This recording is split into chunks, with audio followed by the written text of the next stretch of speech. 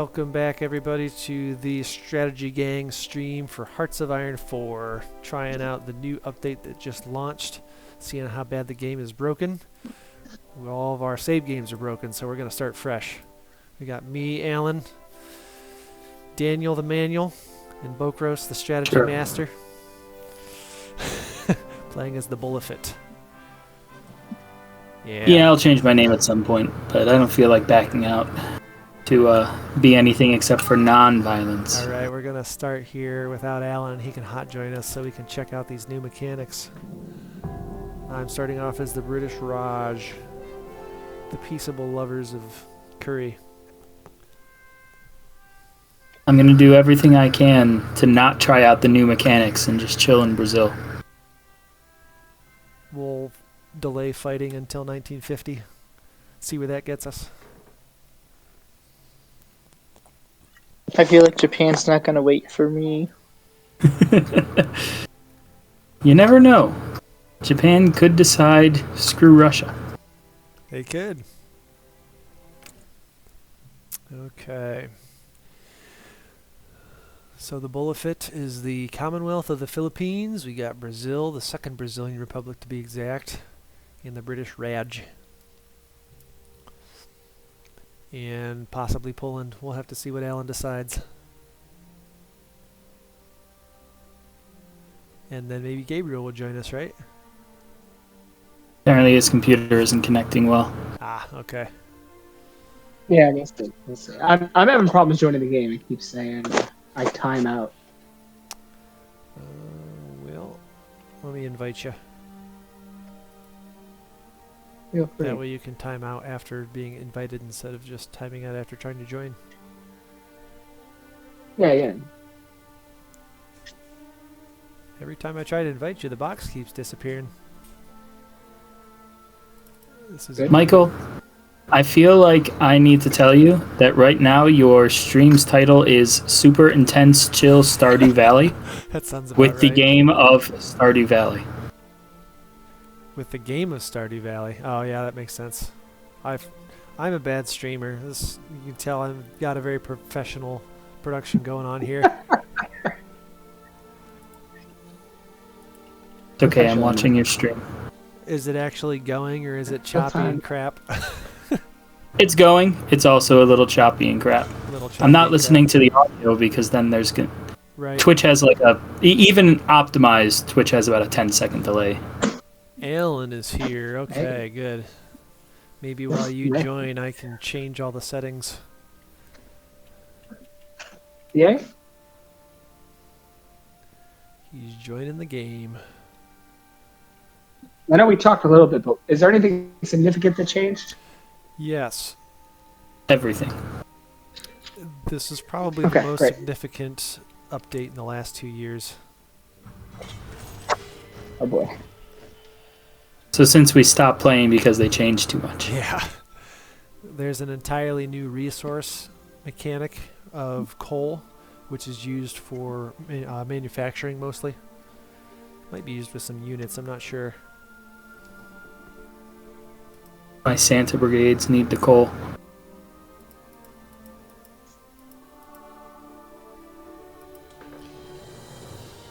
Oh, we should probably decide what ideology we're all going. Otherwise, joining faction could be a little difficult. Assuming we're all planning on joining a faction. I would be up for that. I really don't know what it looks like with the East India Trading Company that I'm going for, because they're democratic, but maybe if I can be them but also not be democratic, that could be cool.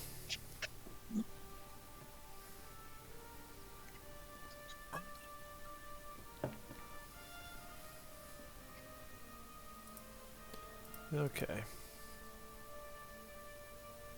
Lord Allen has hit the lobby. Huzzah. So,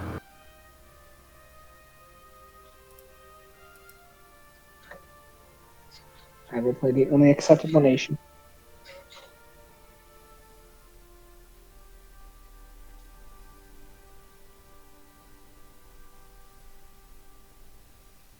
How do I pull up my chat in this this stream program.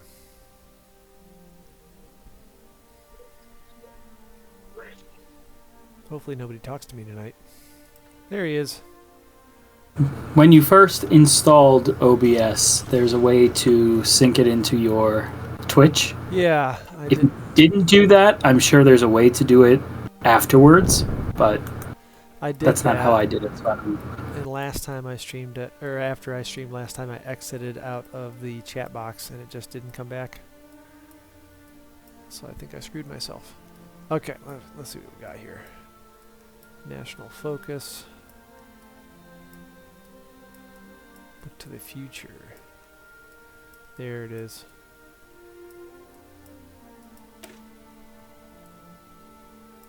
I don't think I've played Brazil since they got their own focus tree. Free civilian factories. I want to go with some Great Depression price controls because that always worked out great, right? Price controls are good.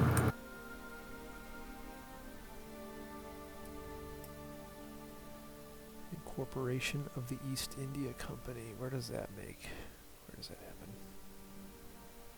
Probably over here somewhere in Bombay. I hope so, because that's where I'm building things.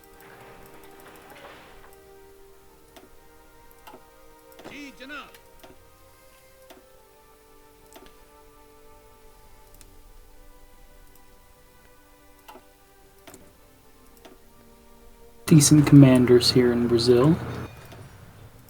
Alright.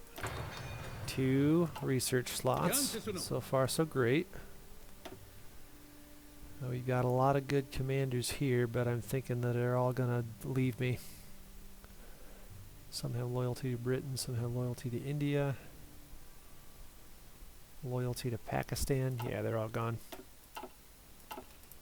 I have no commanders. I had to promote because I have 1 unit and 2 research slots. Alright. Support equipment, artillery, gonna need that. A little bit of each. Got 1 military factory. Alright. It's gonna be a great first game here. How you looking, Alan? Is Poland any different?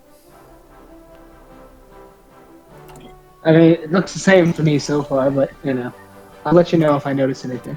Alright, we've got coal. 19 coal being produced. There's the new mechanic.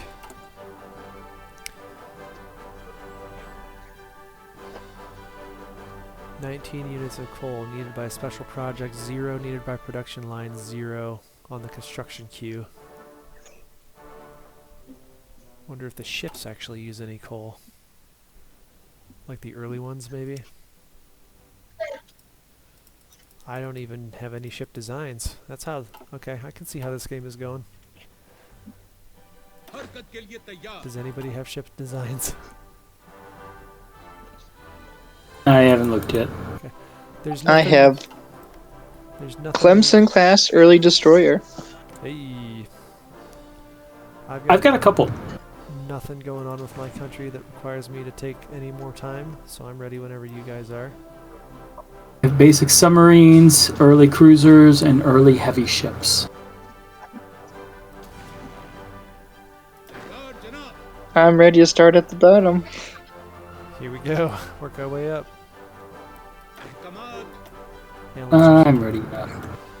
Alan's ready to fight a couple giants. Okay, go ahead. I'm still Poland doing will things, save but it's us another all. game. Speaking of that, ideology. What you guys think? Oh, I think all right. Let's see what I can even be.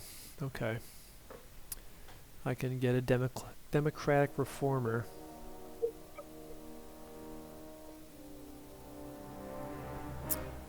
And that's... I can get 2 different advisors that will advance democracy, and that's it.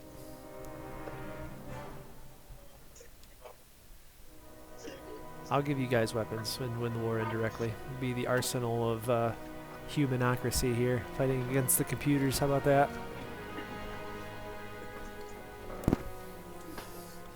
As long as I can outproduce the Soviets in guns and Alan can outproduce them in manpower, we've got a chance. I'm not sure we can do either of those things. Nah, there's no way. Okay. But I don't share a border with them, so I feel more comfortable. Barely, I don't share a border with them. Alright, sounds good. I should probably go to speed 5 for a minute here. We'll do that.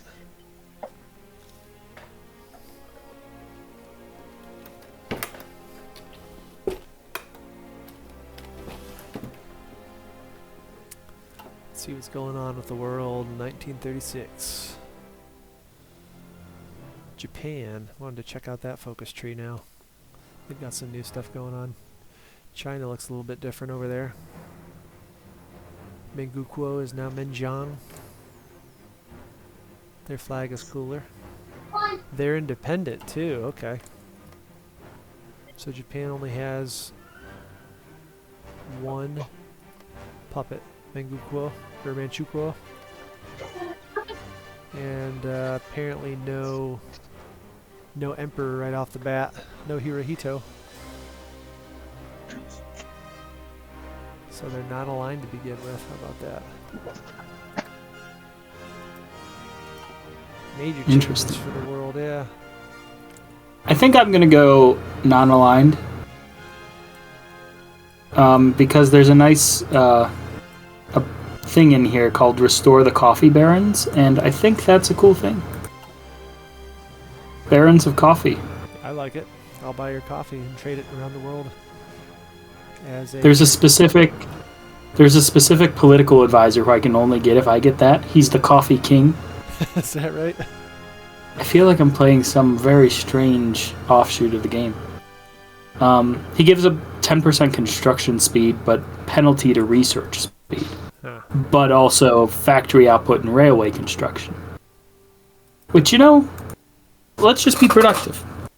We don't need good stuff, we just need a lot of it. That's the Brazilian way. I think if you found a non-aligned faction, it'll be easier for other ideologically aligned countries to join together. Oh, I have no idea if I can make a faction with it. I don't know if I can either, so it might be up to Poland. Or Bokros. The Turkish focus tree is pretty extensive. It is, but I'm the Philippines. I have the generic tree That's right. for some Oh, reason. no. Oh well, that means you can get to creating factions pretty quick then, doesn't it? I think so, yeah. Well, no, actually, because I'm a puppet of the U.S. So we I have had to be free first. we have to free you from that somehow. I get some free military factories. Interesting. Okay. So I don't see the canals in this version, so maybe it's from DLC, but I do see a bunch. Question of Aden. Hands over province of Aden. Wait a minute, let's check this out. First. We already hand over the province of Aden to them, but we could probably push it. Yeah, we're not gonna hand it over. There's a bunch of icons in the Pacific that I'm seeing with strategic locations. You see them in the Pacific? On the map, I do. For Japan, the U.S. I was making an ocean pun. See Ocean. them? I don't get it. It was a voyage to get there. Favorable approaches. They're everywhere. It was a voyage, yeah, it's very roundabout. Okay, so it seems like there's natural geographical effects that lend toward more and better of certain structures in a space. Yeah. Hello, Apollo Wolf. He says yo yo yo in your chat, Michael. Yo yo! Awesome, thank you. I should probably get my chat working. Welcome to the stream. It's okay. I'm watching it. I'm glad. Got it monitored. Thank you. Starting a new game here with this update. It jacked up all of our previous saves. Speaking of that, okay, so yeah, the doctrines, if you look at the officer corps, the doctrines are displayed there, and each different doctrine you can select has a few, like 4 different more customizable things you can do. Like my land doctrine is by default grand battle plan, and you can change that to any of the other 3 that we normally have. But then you can customize from there the infantry part of it, the artillery and combat support part of it, the armor part of it, and the operations part of it. So Oh boy. doctrine is a lot more a la carte development to customize your warfare, fine tune it to your liking. So that's pretty neat.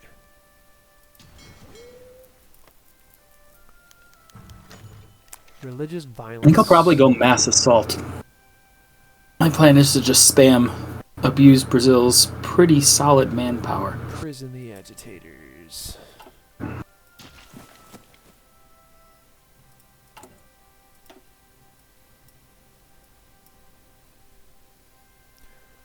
I need incorporation. Okay. Lobby Parliament.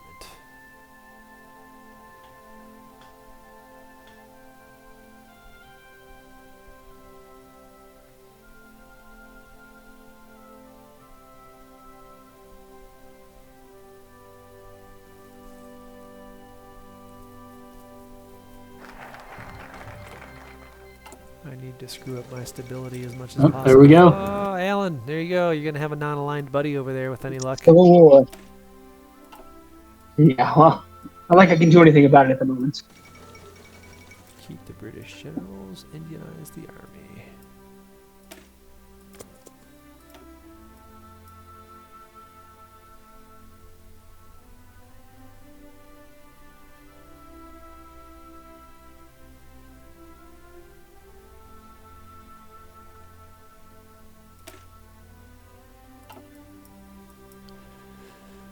East India Railways.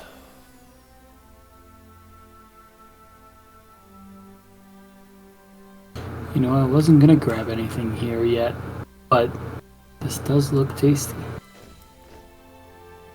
Industrial research and civilian construction speed. Most of what I'm constructioning for the next 5 years.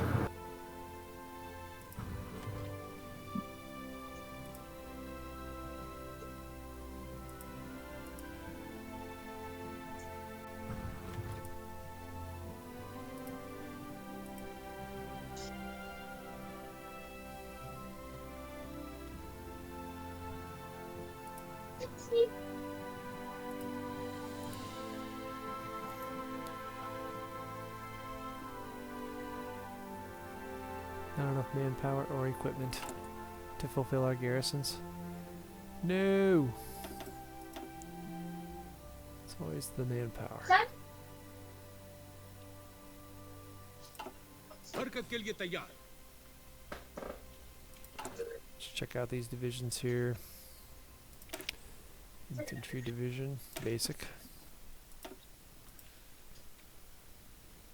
Pretty standard. So are you going with uniting the crown with Portugal there, Daniel? I have no idea. Probably. I hear that can be pretty sweet. Are you going with uniting the crown with Lithuania, Alan? Something like that. Yeah. Are you going with independence from the USA, Bokros?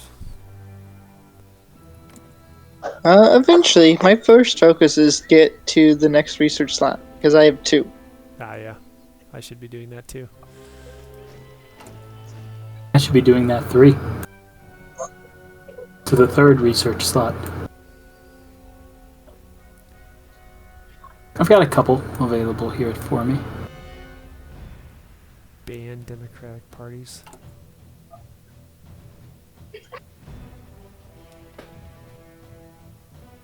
Weekly change minus 1.5% stability.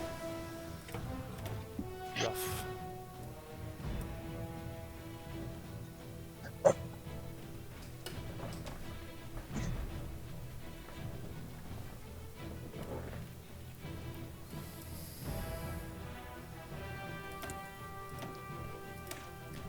Mechanical computing for India.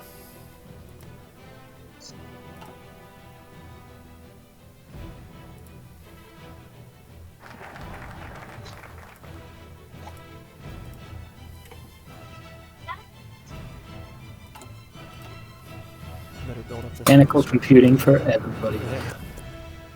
Build up this infrastructure before I lose control of the provinces that I get it in and lock half of my focus tree.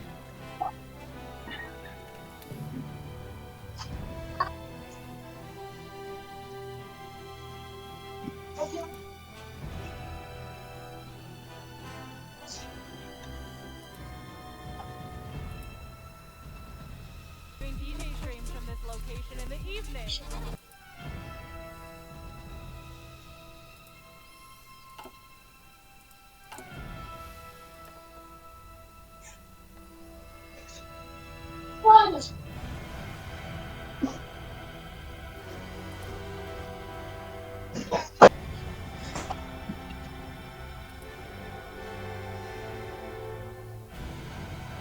Hi, Levash Gaming.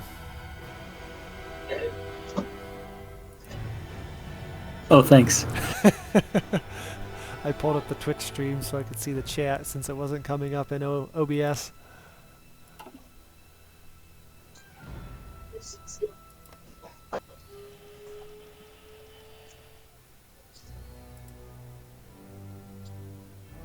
Hi, Levash Gaming.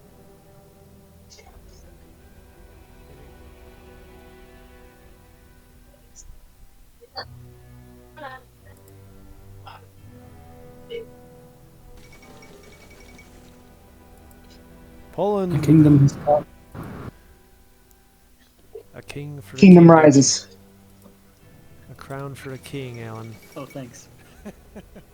Something like that, yeah. So I could see the chat since it wasn't coming up in OBS.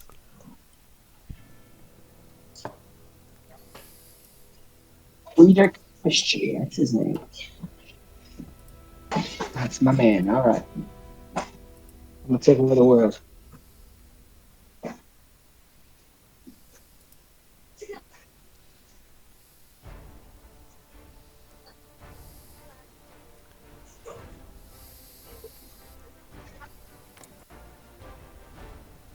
Do you have any national decisions to form greater countries as the Philippines Kingdom there, rises.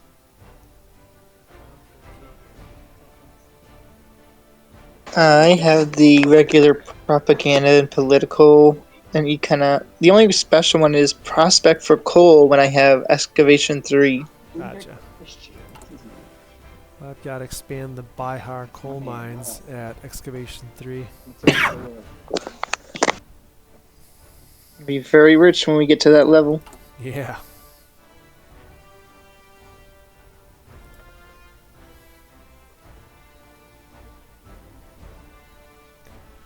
Do you have any national decisions to form greater countries as the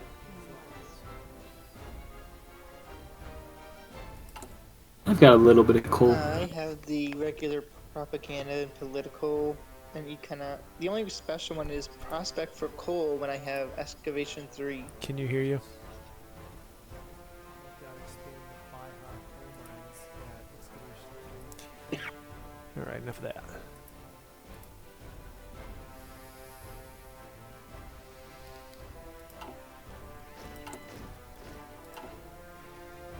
Alan is 22 hours behind, but only Alan. I'm a little slow sometimes. We forgive you.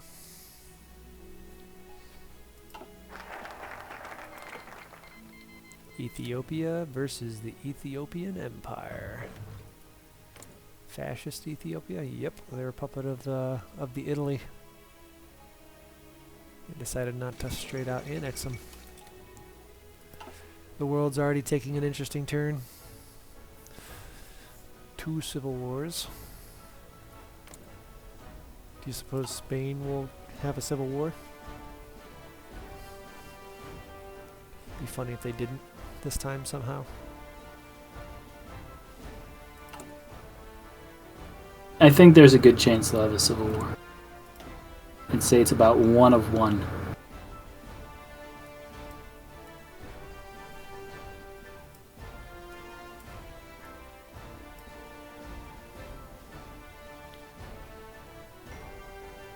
Oh shoot, I need to get the UK's opinion of me up.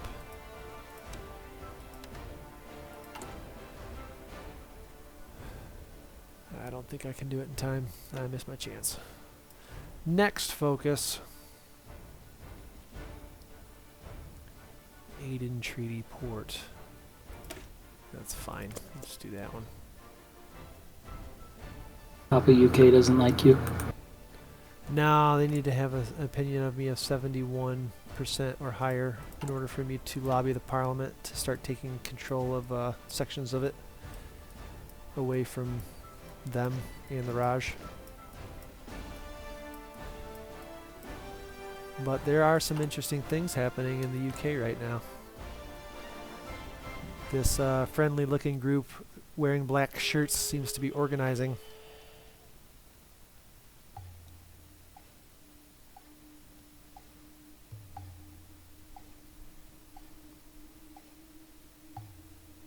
I'm sure they have only the best intentions.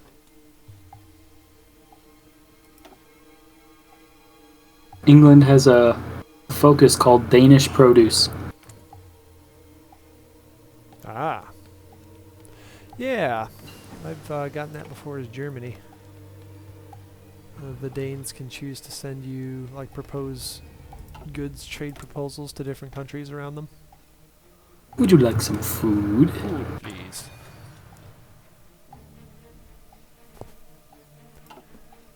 BRB.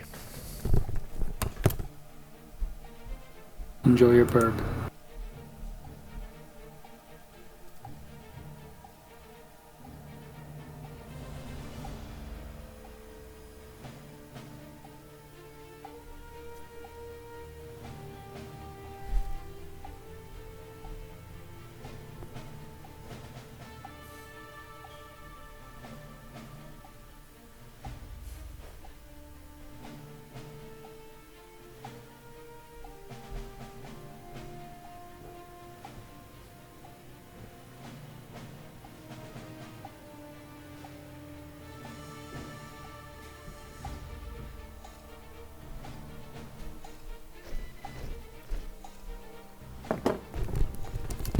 I think I figured out why the most recent Hearts of Iron 4 update is hot garbage and broke some things.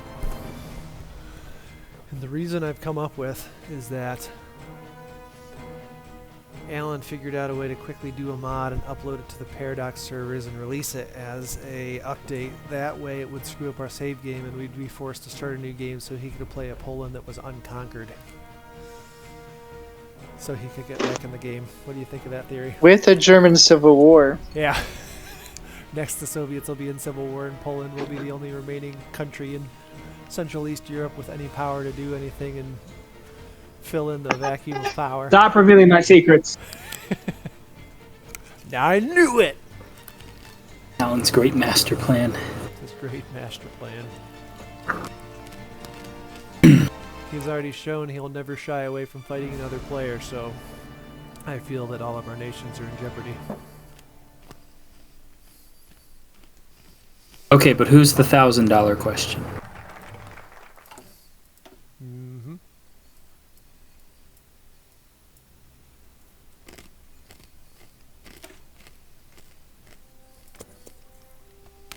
Wait, what? Didn't you say? So far, nothing but it's happened. No, Fine. the friendly shirts of black are organizing. Let us see if they manage to avoid a civil war.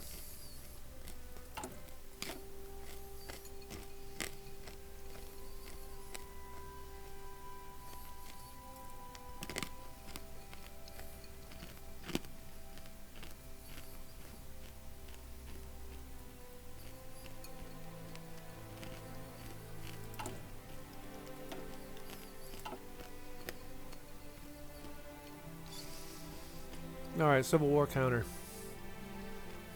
2 ongoing. Ethiopia and Germany. Who's the next one going to be? I just took a political advisor that makes political advisors cheaper. Me too, actually. Just an interesting thing. I mean, he does other stuff too. Mine gives me stability plus 12.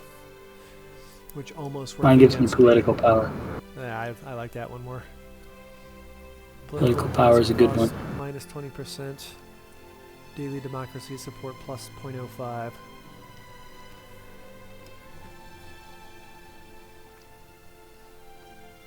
Got so many political advisors. I do not know what to do.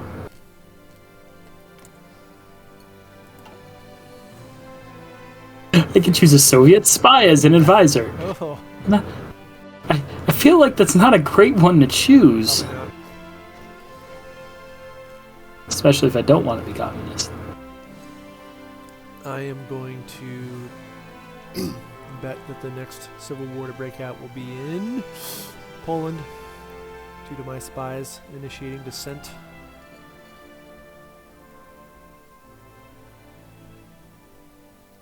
I mean, Japan.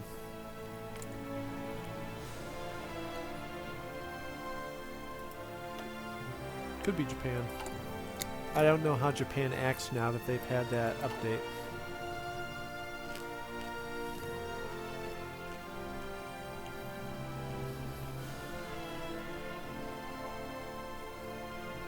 What do you think, Bokros? Who's going to have the next civil war? I feel like we're a little overdue on the Iberian Peninsula. Yeah. Any day now.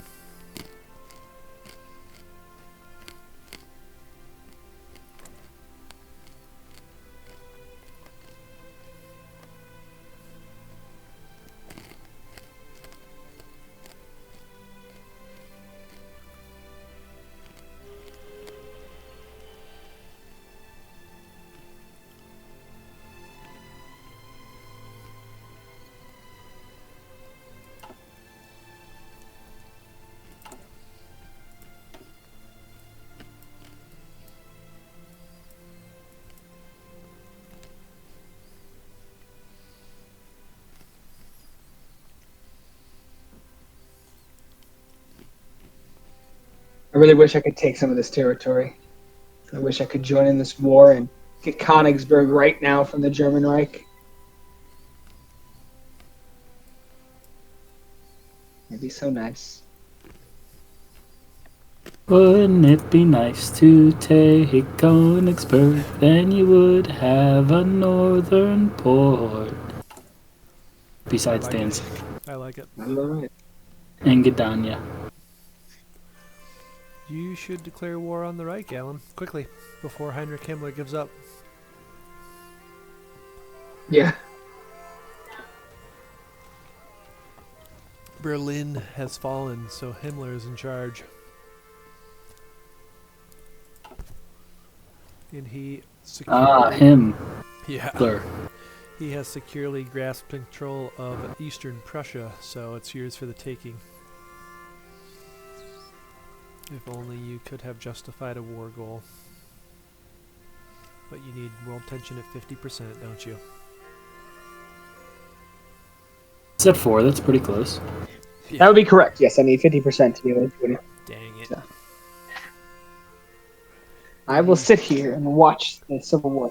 Maybe the military junta will be generous and give you Prussia. I don't know why they would. They'll probably just Nah, turn they- towards me to attack next. It's fine. They won't. But it'd be nice. I hope we'll be friends. Not food. Maybe I can make a faction and join me. I bet you could, too. The joint crowns Maybe. of Poland, Lithuania, and Germany would be a force to be reckoned with. It sounds like a fun to me. You could defeat the Soviets. I'll still die when Russia attacks. No, not me. Got to focus to keep the British generals or Indianize the army.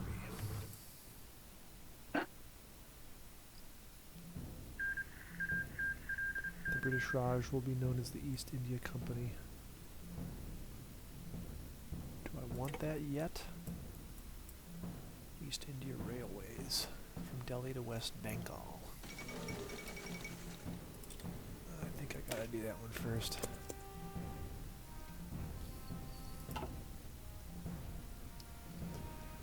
My My stability is crap.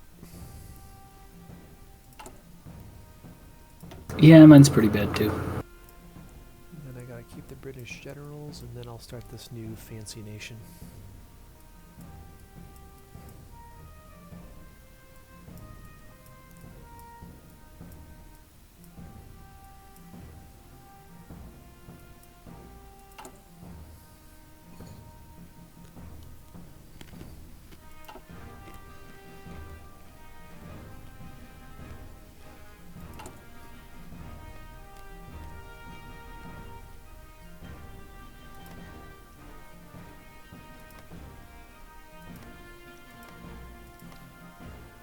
Where is Aiden at?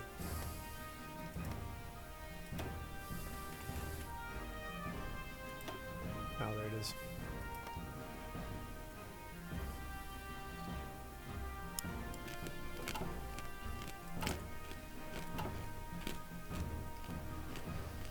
Got a bunch of focuses which build it up for me.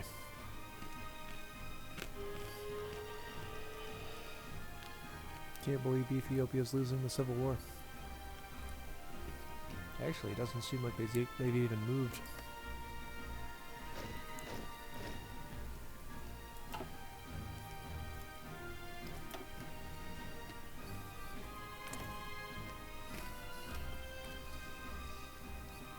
Well, your leader looks like a boss, Daniel. Final boss? Yeah, he does. Oh, he's new. Looks pretty cool. He was not there a minute ago. His fancy shades and hat.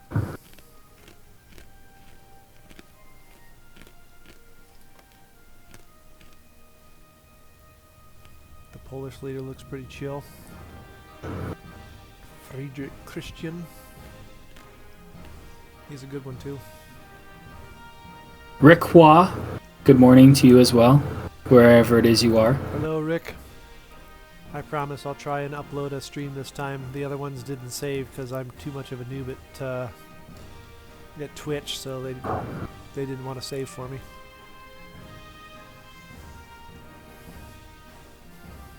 I found out there was a setting I had to turn on in order to actually let it save my recordings, and I can't upload ones that I've manually saved either yet.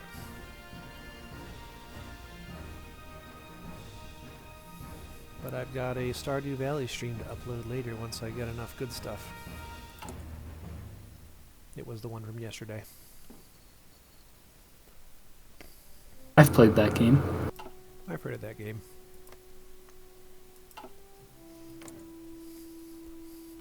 Alan lost that game. I lost the game. I just lost the game.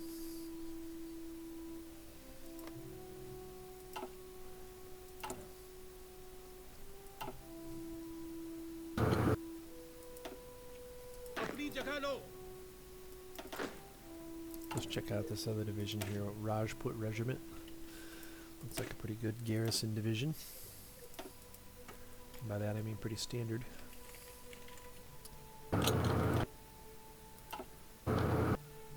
So who's got the biggest navy?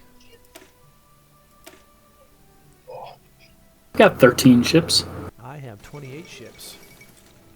And they're all convoys. Well, I also have- have 41 convoys. 59 convoys. Yeah, get it.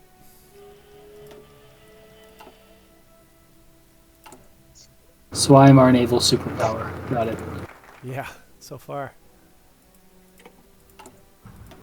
East India Railway's done. You're my power. Time to incorporate the East India Trading Company. Let capitalism transform this otherwise agrarian society.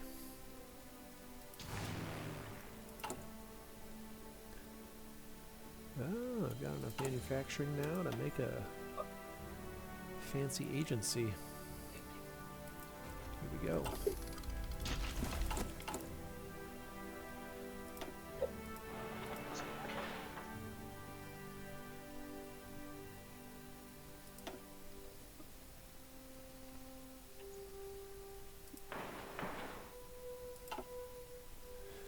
42 command power.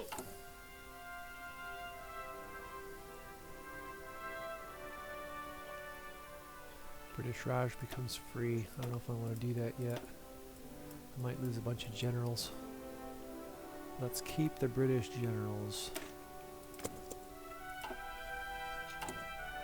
I think they're the ones I have the most of. I can keep them, or I can keep the Indian generals. For use loyalty to Pakistan. Okay, yeah, we'll keep the English ones. They're better for sure.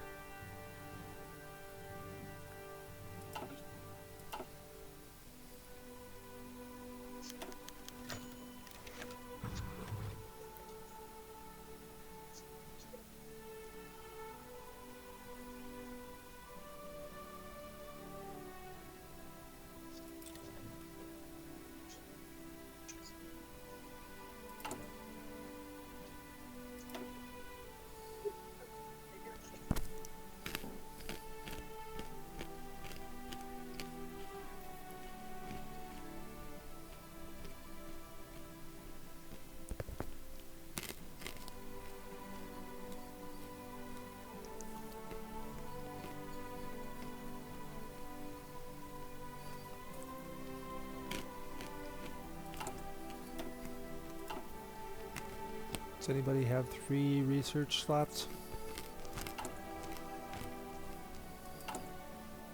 Maybe Poland? You're such a I have 3. Yeah.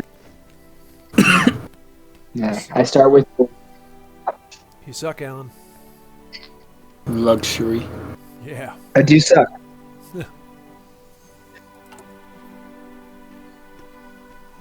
Want to do things. Check back in 3 weeks, then we can start having fun. It'll be 1939. Sounds right. It's almost the end Yay. of 1936, and there still hasn't been an Iberian Civil War. This is getting weird. Those lazy Spaniards. It's almost exactly split between the 4 ideologies, though. Any minute now. That it is. Oh, that guy's crapping his pants right now. That's what's going on. Yeah. He knows something's about to happen. Things are about to go south real quick. Poor man.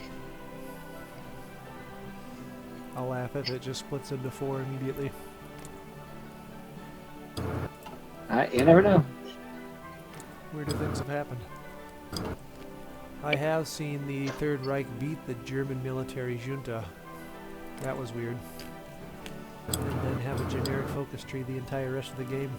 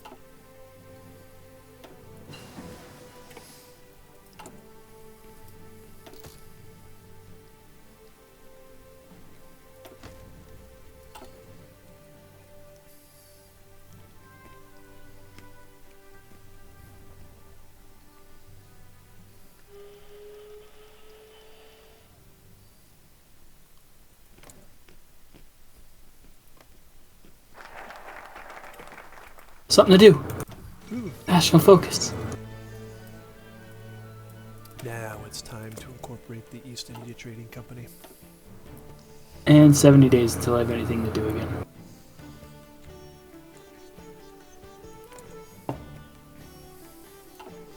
Did you break free from the U.S. yet, Mokros? It's going to be a long road. I just started infrastructure effort number 2. Woohoo! Is your next independence level Dominion?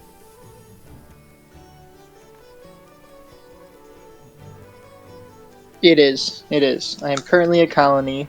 You're going to need a lot of convoys to make that happen. Well, that's all I'm building right now. Get my massive fleet going. Quickest way to increase your own or decrease your puppets' compliance. Or autonomy. Just have a lot of convoys. Yeah, you just give them a ton of convoys. I'll be the arsenal of democracy. For every 700 convoys you trade a nation that you are an underlord or they are an overlord or whatever, vice versa, gives you 1,050 autonomy or decreases theirs by that much. So that's my go-to for annexing puppets. Just spam them with convoys until you can decrease them to puppet, from puppet to annex, and then you get their entire stockpile of convoys back, and you can do it to the next one. Oh, you mean like actual give them the convoys? I thought you meant like equipment and everything. Lend lease it to them, and yeah. Although you won't get them back if you're trying to go for your freedom, just if you, of course, annex them and add all their equipment, supply caches, stockpiles to your own. But if you want to be free, still, that's a lot of convoys. Yeah. I only have 62 right now. Almost to a tenth of half of what you'll need. 5%. You got this. Stability 13, war support 11. All right. Yeah, mine's at least in the 40s for both those things. I'm getting minus 1.5 stability per week because I suck. Everybody's marginalized.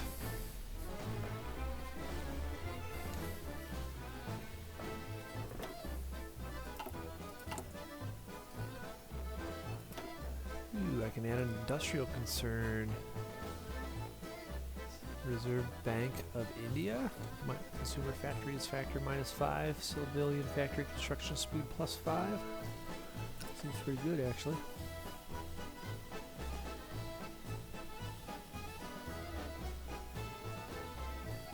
Well, this is something I should have looked at earlier. Apparently, I've got a bunch of bandits called the Kengako, which are going to cause me issues. Ah.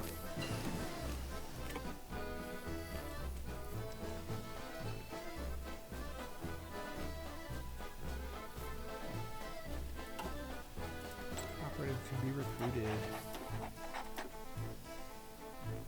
Who do you want to spy on? China? I would say Poland. I like that idea. Maybe Germany. Yeah. I'm sure they'll have some tasty technologies for me.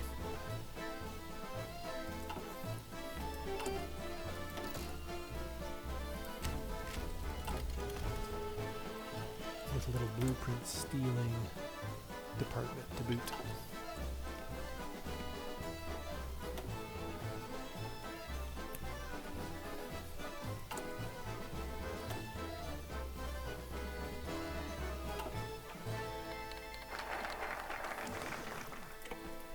Ah, it was hungry.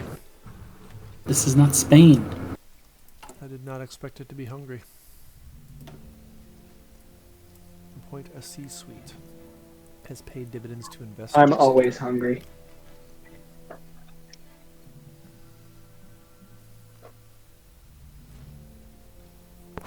An order of pizza, Alan.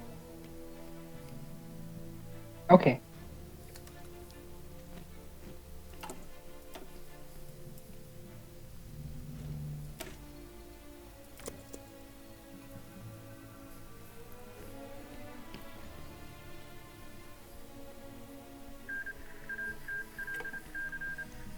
Ethiopia lost the war against Ethiopia.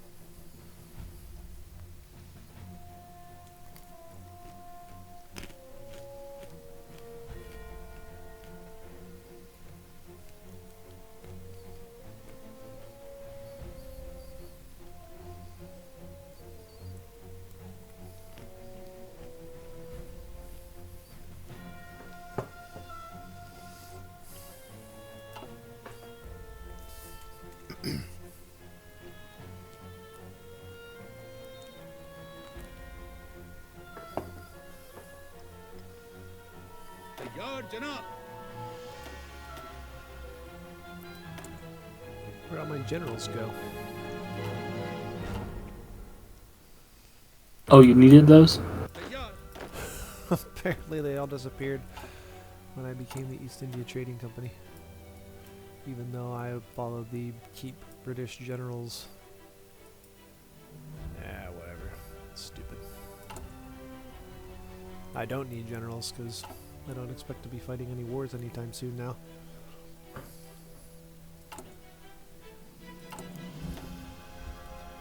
Okay, point to C-suite.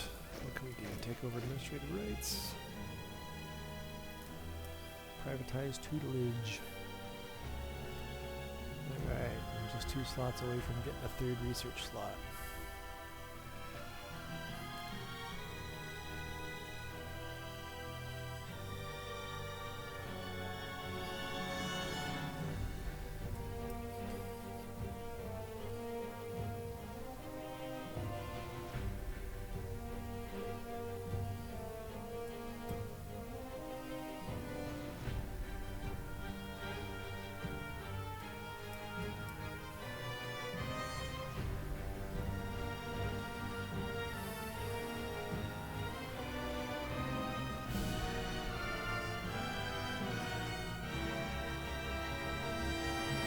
Oh, there we go.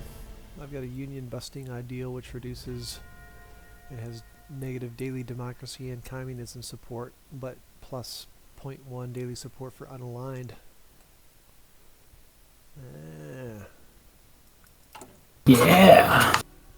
We're going unaligned, boys.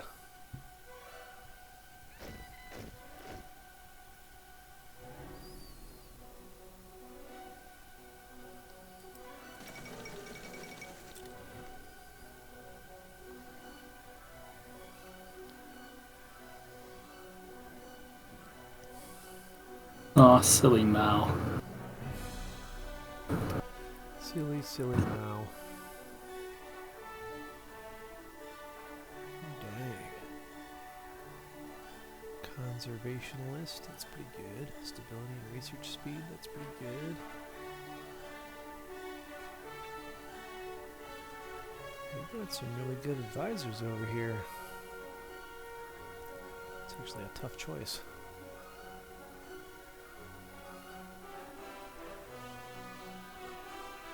I don't know how tough my choice is, but there's a lot of them.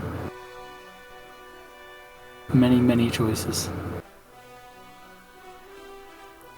Got a guy that gives plus 15% political power, plus 10% weekly stability, plus 8% research speed, but minus 5 to war support and construction speed, so that's a bummer.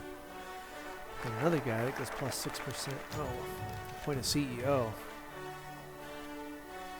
Good ties to the government. Unaligned support plus 10, party popularity, stability plus 10, daily political power gain plus 1. Oh man, I think that is a winner right there. That's a winner. We are going to be going non-aligned in no time.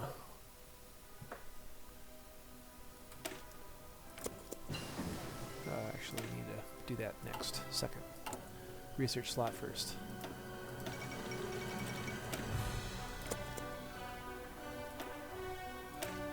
Take over administrative rights.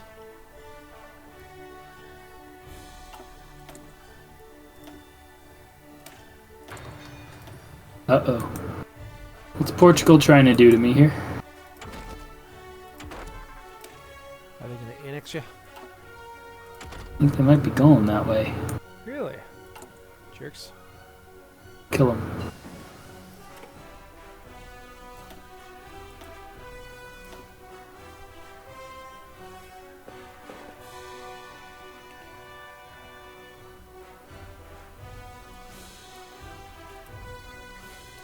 Hey, there we go.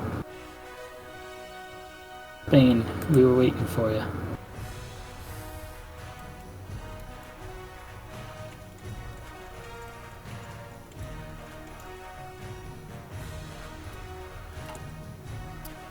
There it is.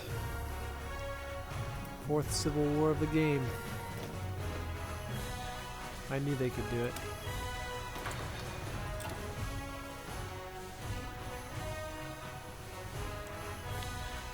Republic of Hungary versus the Kingdom of Hungary. So which one of those is going to win, I wonder? They've been sitting there for a minute. I think the Kingdom of Hungary will win because the leader of that nation is better dressed. He looks like a That slow nation guy. also has Budapest. Yes. And that might actually be what matters the most.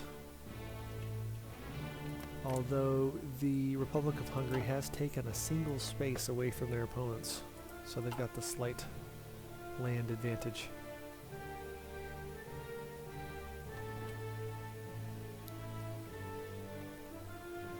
I need to look at that link that you sent, Daniel. Eager to start developing this Lord of the Rings Axis and Allies. It's gonna be lit. What makes you think I haven't already finished it? Touche. You probably finished it before I even suggested it. Or possibly before we even met.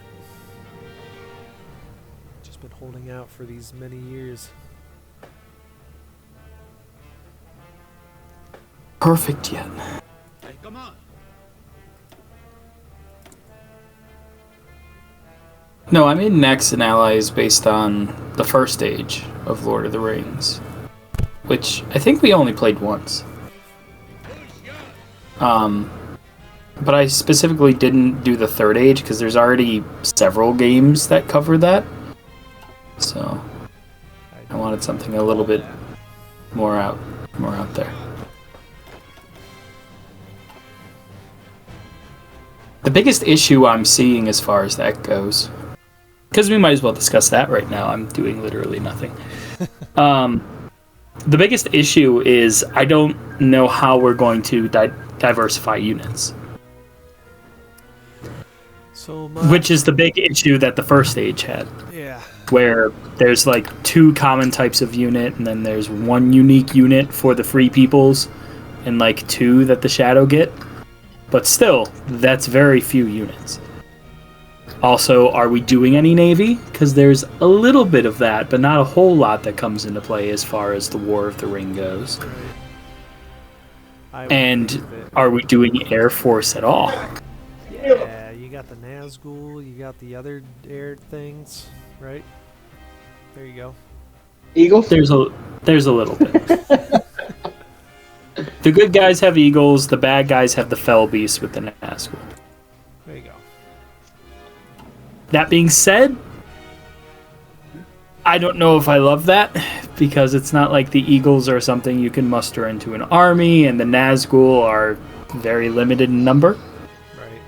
So My thought was to do some sort of a hero mechanic with units, like if you have a hero with your army, maybe by themselves they are a 4 on offense, 4 on defense, and take 2 hits.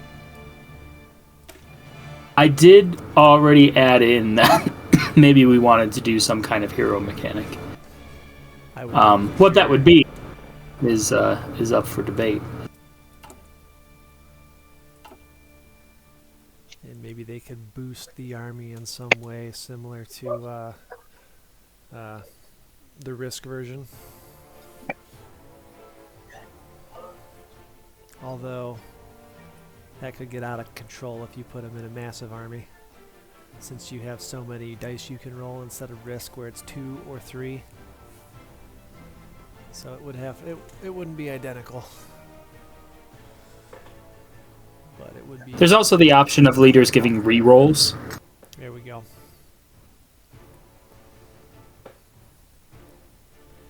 And then the ring, the fellowship mechanic, figure that out. Maybe, so my initial thought, if we wanted to do a unit per unit conversion, you've got like your typical foot soldiers, which are infantry. Maybe you have archers, which can boost your foot soldiers in combat, or maybe they deal preemptive damage like submarines do every round. But essentially it would work like artillery, either with a boosting mechanic, or since they would like fire volleys before the hand-to-hand combat starts, they could have like a preemptive role. And then you'd have cavalry, which would be essentially tanks. They would move further, be stronger. Maybe we split up and make 2 different units for light infantry and heavy infantry, just to make 4 basic land unit types. Since most of it's going to be land, like you said. Like, there's a lot heavier of a focus for land combat than either Navy or, by far, air combat. A little more flavor. Introduce an extra unit or 2 for land. But yeah, a support unit, a preemptive strike unit on land like an archer battalion. Could work. What'd you think of that? I don't hate it. It depends on how much we want to have the focus on strategic versus tactical.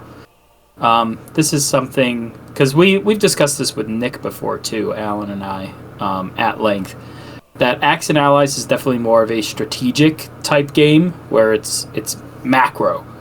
And in that kind of mindset, archers, I mean, I make the same argument as far as artillery in general, but archers are more of like already part of the infantry companies. That being said, again, like I make the same connection between artillery and infantry in normal Axe and Allies, that artillery is attached to infantry divisions. It's not like you just send out a handful of cannons to fight. So as far as that goes, there's that interpretation of getting into the nitty-gritty of it. That being said, the mechanic can work, especially if trying not to throw too many crazy things out there that are just completely different is one thing we always try to go for. So using the sub mechanic, Right. Using the sub mechanic that people are already familiar with is probably a good idea. Hi, Ahsoka. You're not supposed to be in here, little girl. She said to run this way immediately.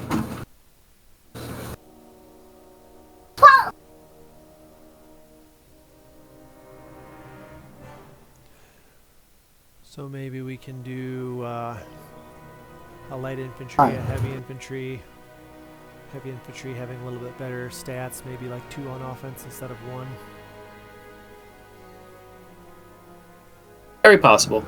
I mean, you could also do... This? What, Alan? I feel like we're already overcomplicating it. Well, the Have more than other... 3 land units, yeah. Yeah, the other side of the issue is you have like 2 units, and that's the entire game. You have infantry and cavalry. It's a little one-dimensional, which was my issue with trying to design the first stage game. Yeah, you definitely don't have just 2. You have to have the 3. You got to go with the infantry, the artillery, and the tank. So you go foot soldiers, archers, and horsemen, cavalry. Those 3 replace those 3 from normal action right there. But then Flying is kind of complicated because you've got a couple different, but it'd be hard to find 2 different types of flying units, I think, to make this work. right. So only 1 flying unit, that limits. And then we talked about Navy. Navy, I think, should be included, but obviously it's going to be a minor aspect of the game just based on how the game works. And then I would think for Navy you might She'll have be included.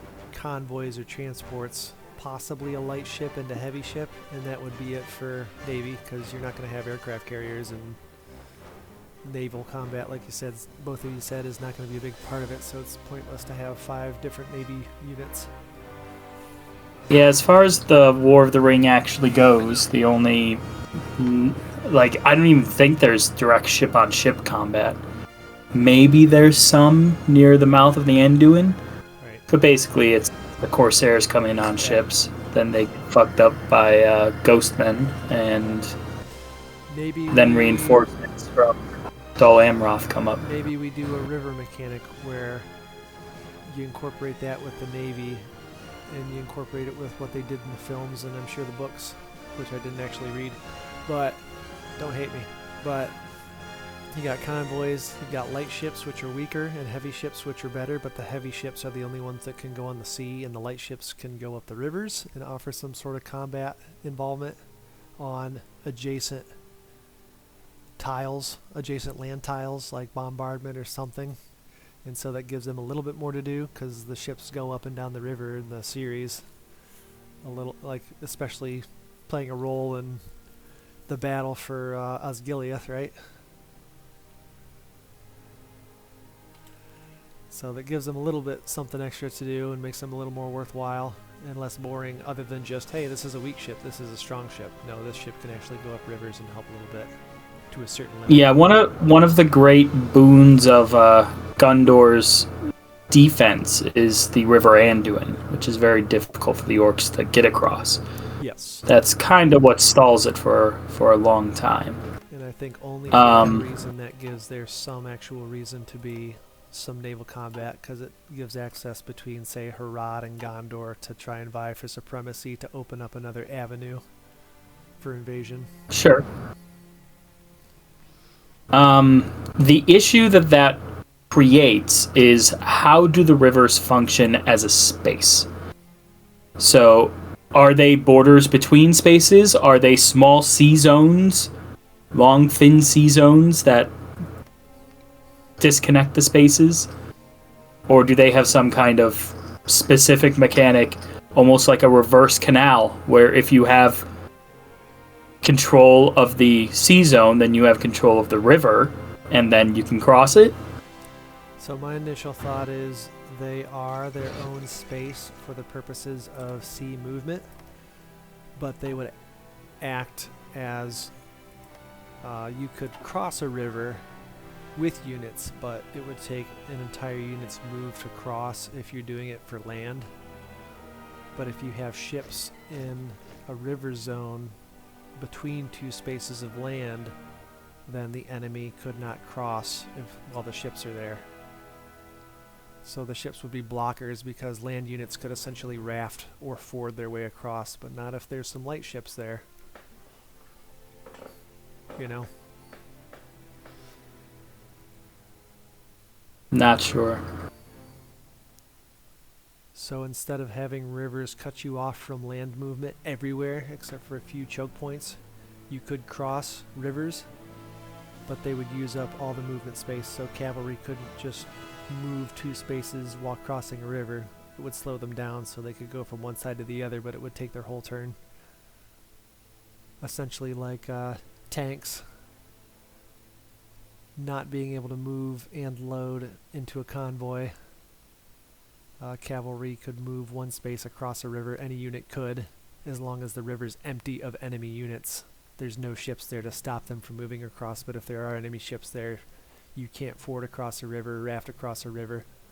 You'd have to go to a crossing like an Osgiliath, like a specific, this space is a bridge sort of a thing. So then that would increase the value of having light ships on your side if you can stop the enemy from fording across rivers, major rivers in the game.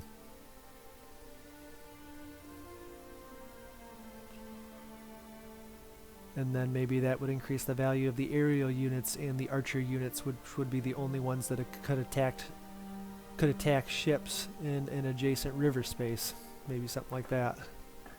Apart from other ships. See, well, now you're adding cross-sea to infantry combat mechanics. Yeah. Way too much. Stop it. Nah. Otherwise it'll just be dull. Gotta add a little spice. Change the focus of the conversation. Spice is at the end of the ring. The map is significantly different. You're going to have different teams. There's going to be different places you go, different opportunities you have just to play in Middle-earth. A major mechanic you need to throw in, if we're going to make it with the Third Age, is putting the ring in there in some way and having that affect the game in a different way. That's the big change in mechanic. Everything else is monotonous. It's changing, again, the infantry to the foot soldiers, the artillery to the archers. Most of that stuff's got to stay the same. Yes, ships You're getting rid of subs and carriers because that's not going to happen in this Right. game. But you have stronger ships, weaker ships, and transports. And maybe your stronger ships are allowed to bombard in some way. You know, there could be some advantage to them just not being bigger ships, just like you would in other versions. You know? So That makes sense. we need to keep most of the mechanics. 90% of the game needs to be based off what people already knew. Yes, every version has little changes here and there with costs and stuff, but we could adjust that as needed. Again, that's pretty monotonous. But it's one or two major mechanics to change, and a different map and different teams, and then we keep the rest the same. So rivers is a horrible idea. It's way, way too complicated to incorporate. Even if we change nothing else, it's a complicated issue. Much less with incorporating the other things we're going to put into a game that's already relatively complicated. X and Allies is not necessarily simple. Now, for us, it may be from one version to another because we play so many. But generally speaking, it's a lot of work. That's the fun of it. Yes, but it needs to be fun to play. And if we can bring in a group of us who have all played a bunch of times, but I explain the rules to you guys and Aaron, and half of the rules you guys forget about it, we don't understand, it's no fun. The rules should be easy to maintain so that we can move from version to version and just remember those few key differences. So it's simple to teach, to learn, and for other people to learn. Because again, if you just open up a game of X now as you've never played, it's crazy complicated to begin with. Much less if you put in all these extra little rules on top of the normal basic stuff that's already there. This is for the advanced players. This one's for the pros, though. I mean, it's What going about to be, the pros? yes, but still don't want to put too many more things in. There needs to be some fun mechanics, Jess. That's part of the difference. Things are a little bit different. And again, the ring is going to play a major part of it. That is going to be the most complicated thing to incorporate to make sure that it makes a difference, but it doesn't destroy the game at the same time. That balance will be key, as well as all the other normal little balances. How many units to put where, the turn order, where the map works, where it doesn't work, all of those different things, which will, again, be a complicated issue already. So as far as the ring goes, how is the balance of the game going to be set up? So, to be accurate, there really shouldn't be a hoot and hell chance of the Free Peoples actually being able to throw down Barad-dûr. It does not matter. They should not be able to actually invade it. That being said, is that how the game should be designed? That you basically have to win via the ring? Like most other Lord of the Ring games, the ring is kind of the good guy's victory mechanic? Or should it be more balanced, that you can get the victory one way or another? Also, there's always the, as far as X and Allies goes, typically it's the one side with a stronger presence on the board, and then one that wants to elongate the game as long as possible to win via that, via attrition. I think that'd be the If route. anything, I'd say the Shadow probably should be the attrition side. But on the same time, like, maybe it should be the good guys trying to hold out until the ring victory mechanic would be there. If there is a ring victory mechanic. I think there should be A lot of it another comes age. down. A lot of it comes down to how is the ring being implemented. Also, are there options for how you use the ring? Do the good guys have to destroy the ring, or can they choose to take up the ring with like a chance of the space that it's in gets corrupted every turn you're using it? I like that. It can give you -1 on all your die rolls in this battle, but before the actual battle happens, you roll the 6-sided die. If it's a 6, they just all convert to the bad guys. I don't know, just throwing that out there. Kind of like the options in the Hearts of Iron mod to try and seize the ring, no matter what faction you're at if they're passing through. And then you get a significant bonus just from the standpoint of you're not railroaded into we must destroy the ring, because that opens up an option for maybe a good guy faction does try to use the ring to actually win militarily, but it comes at a good chance of stuff going bad. That could be fun. Or to really throw a wrench into everything, one of the factions can claim the ring and make a third faction. Just this team is now its own third faction in the middle of everything. Because the other free people probably wouldn't be too pleased. But also, is the Fellowship part of the good guys? Which is kind of like how the War of the Ring game is designed, where the good guys control the Fellowship and move it around. Or is it just an impartial third-party thing that moves of its own accord and you can't really control? Which is more of how, like, Lord of the Rings Risk is designed. Things we need to figure out. Indeed. It all comes down to, what's the ring's mechanics?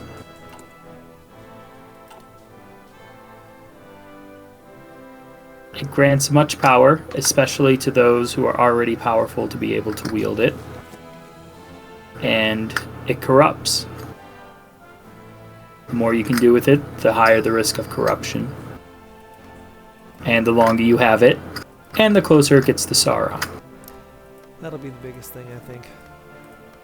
Determining a good balance and fun way to incorporate that in that manner. Honestly, the rest of the game, I think, hinges on how we decide to implement the ring. The ring mechanic is the big thing. And then from there, we can start discussing how other mechanics might play into that.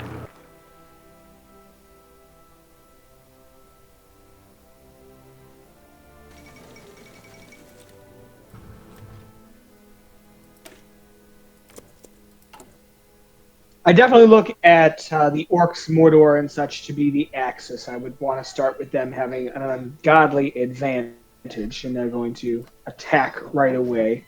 And it doesn't necessarily work with exactly how it all works in the books and such, but Of course not. generally speaking, they are the ones on the attack. So I think it makes sense for them to be the attackers. Take a bunch of ground right away, and they should have a significant advantage, I think.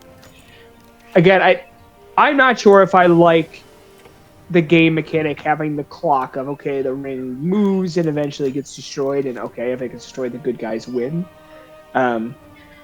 Maybe that's how it should work, but I'm not sure. I'm convinced that's how it should work. Well, to go off the Hearts of Iron, it could be when the ring's destroyed, the bad guys get weakened significantly.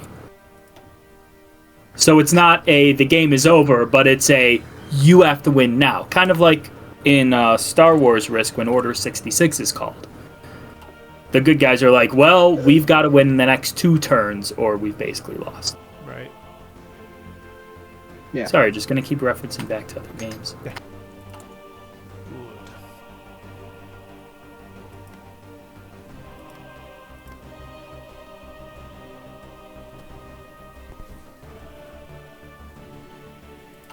But Alan, you don't like the idea of the clock. No, I do not. So then the ring is a game mechanic, not a win condition. Yes, that's what I think. I don't think it should be a win condition. Because if it's a win condition, okay, so the bad guys have the chance to collect it. As soon as they collect it, they win. That, I think, ruins the game, because that could shorten the game significantly. I think it has to be that, okay, they there's get a significant some buff. kind of... Right. And if it goes long enough that it is quote-unquote destroyed, then they get a significant, And that could be part of the hero mechanics, where if you send heroes with the ring, it increases the good guy's chance of keeping it safe. Or maybe even some other benefit, like the good guys would have a decision between using their heroes for combat tactical purposes or using it for more strategical purposes with the Fellowship or something like that. And I think we could do that pretty simply. Just gotta think about how that would work.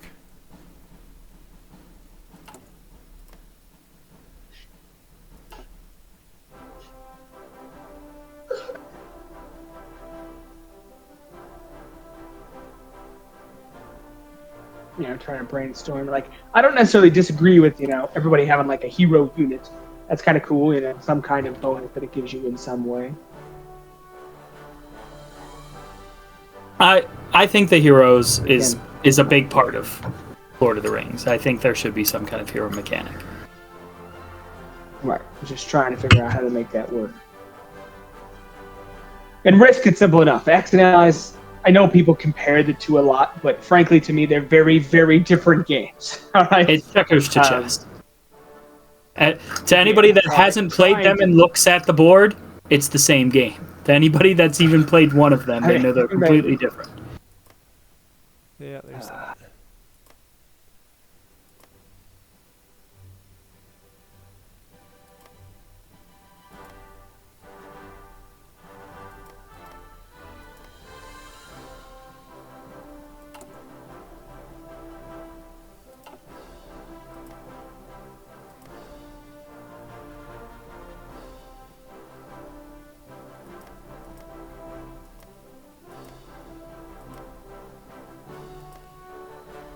My nation is growing.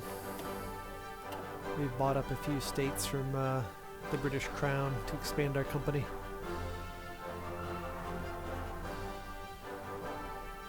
I just have to be careful because I'm essentially trading factories for states. So I'll be running out of factories soon if I'm not careful. Union busting! Here we go. Not a line for the win. Let's do it. Research slot 3. Yay. Also, I'm almost done taking care of these cancacos. Canned tacos. By United Provinces. Done. Had to get focus first. Navy, we're saying 3 types of ship. I'm working on the Excel because I have nothing going on. Oh, God. Damn on his Excels.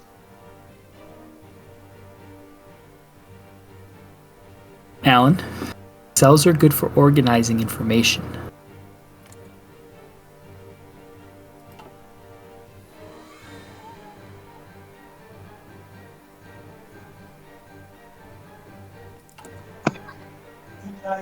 Which state do we buy next? Ah, there's the next one.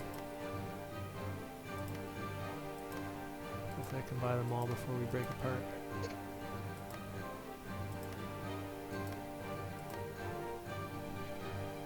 There's a factory.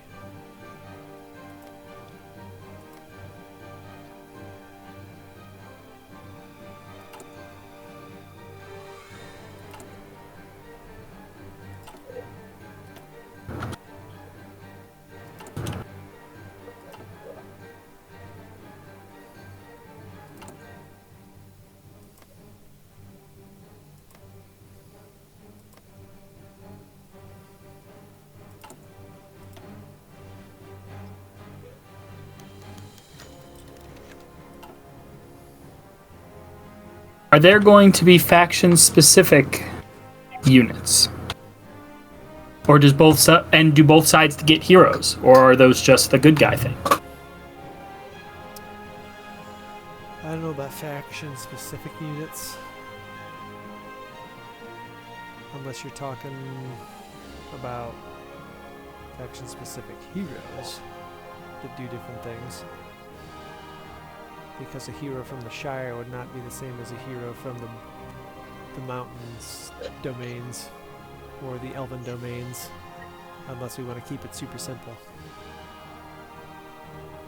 My personal thoughts as far as that goes, I think with how we're setting up the other units, that faction-specific stuff isn't necessarily needed. Eagles are going to be just the equivalent of fell beasts as far as the air units go.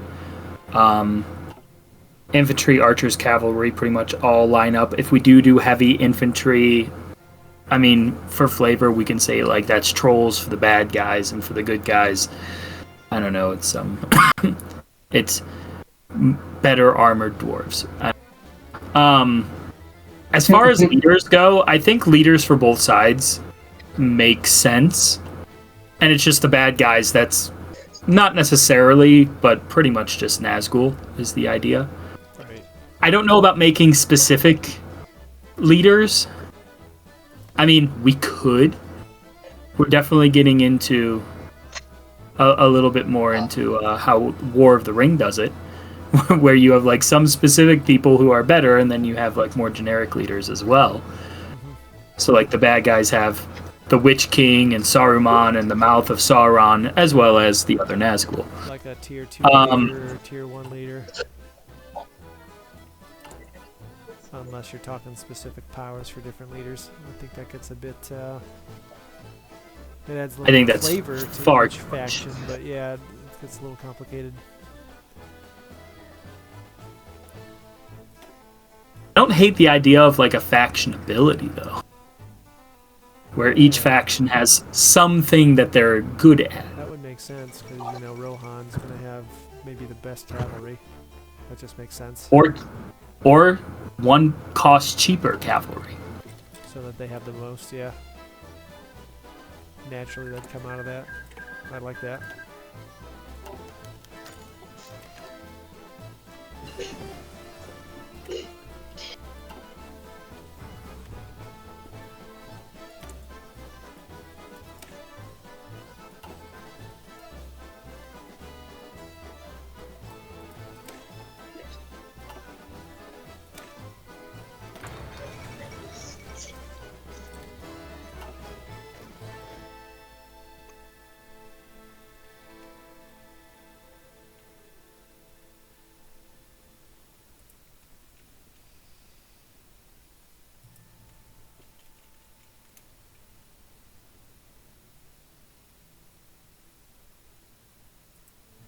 So what different playable factions would you guys like to see?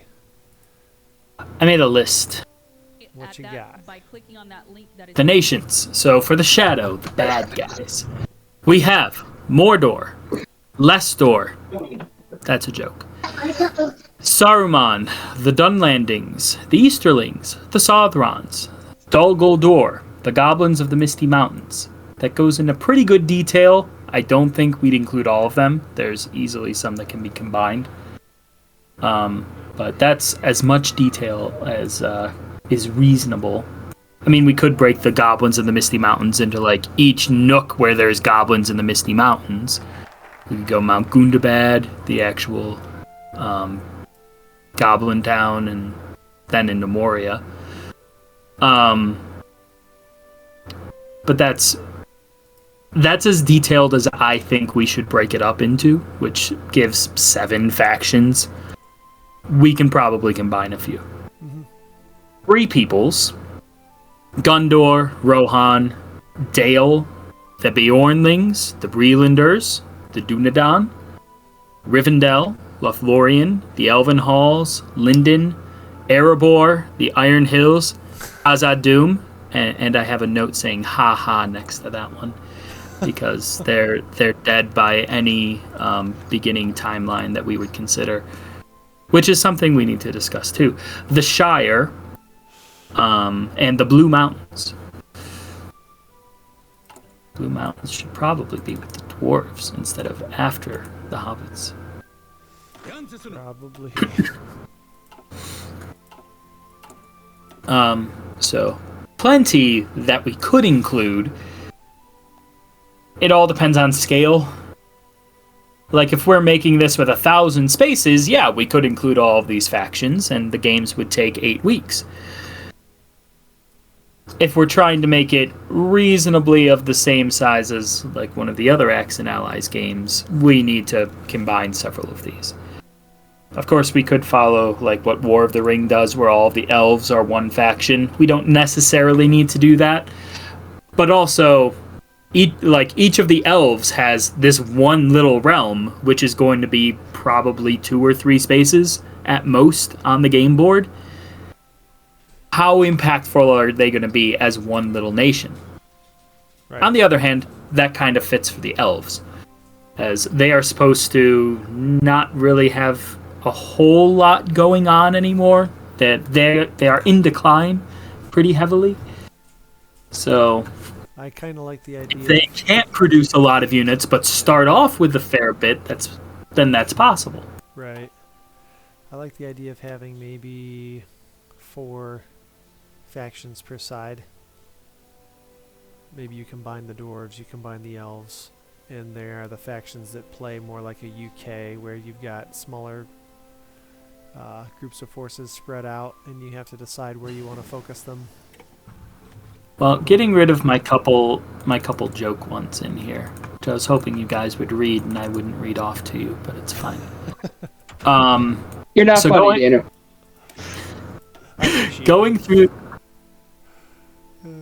through the shadow, who's included? Mordor, Yeah. they're obvious. Saruman, certainly one. The Dunlendings, probably just included with Saruman. Otherwise, Saruman is like one space faction anyway. This gives him more territory, and basically they work for Saruman anyway. So, I would say remove the Dunlendings. All in favor, say aye. Aye. Maybe they're a neutral with certain leanings. Why'd you even have the Dunlendings in there to begin with? I was being as detailed as possible for consideration. They could even be a neutral with Axis leanings, so to speak.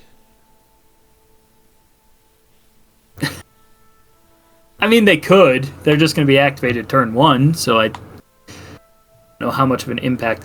Oh, by the way, just as far as like comparisons to the War of the Ring game go, we're not putting any kind of like can't go to war mechanics in, are we? At least not a lot of them, I would hope. No. Thinking about that. Because who... No. So do you want to start it Swear after to the God. Fellowship departs, when the actual war breaks out? We do need to discuss the timing of it, which Yeah. impacts some other decisions, particularly as far as the ring goes. I think the earliest we would consider starting it would be like Bilbo's birthday, when Frodo gets the ring, which technically leaves 17 years until he leaves the Shire. So more realistically, when he leaves the Shire or when the ring leaves Rivendell, I would say are our two big choices. Right. I wouldn't be opposed to a few turns of build-up where the Fellowship is going. He gets the ring, he gets to Rivendell, maybe pretty much immediately, and then the Fellowship forms, and if there's a hero mechanic where heroes can go with the ring to make it more secure, then Fellowship, good players can decide if they want to send their heroes to the Fellowship or keep them at home. And then that offers finish. That offers some simple branch offs at the beginning to set up the kind of gameplay and strategy as a good team that you want, while building up certain forces that you want to try for, while the enemy also builds up for maybe a few turns at most, and then the war breaks out. That was my thought. So start in the Shire, have 2 turns of Frodo taking the ring to Rivendell, and then everybody's at war. That. And in those 2 turns, you can build how you want to do your setup. Basically, yeah. And you can decide if you want to assign heroes to go with the ring to help prevent the enemy from getting it, or to keep them home as part of your build-up to start manning the defenses and building your armies and getting ready for a military campaign. Position them where you want. It gives people time to get their direction going, so to speak. I like that idea. Instead of just, oh, we're at war now, and so we're kind of possibly boxed into whatever's most convenient from this initial setup.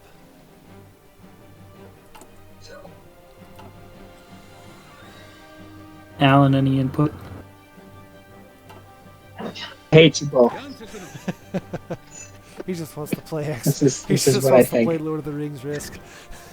He wants to play Axe and Allies on a different map. Is closer to Alan's. 90% of it is just that. Yes, because you overcomplicate the game, and it makes it so much harder to play with any kind of definition of balance. The more you change, the more impossible it is to find said balance. You guys want to put so much flavor into it to make it so realistic. But Alan, the I want real to put is so makes much it flavor into impossible it. You to don't know balance. how much I'm restraining. Right, you're already restraining it. It's still way too much. All right. Oh, Ugh. Also, I didn't say I was for Team-wise- any of these things. I'm just spitballing. yeah. This is an idea. This is brainstorming to make it the best it can be without making it unplayable in a single day. Well, you guys are making it unplayable. That's what I'm hearing. All right. Well, if we go Jesus. super basic, I think it's just going to turn out to be the Risk version with different unit types, and it's going to be a quick thing. and Stop it's calling it Risk. That's not what it's Risk. going to be. I don't want it to be just that. It's got to have a little Lord of the Rings feel too, apart from just the map. The map, the Some units, flavors, the yeah. ring. There you go.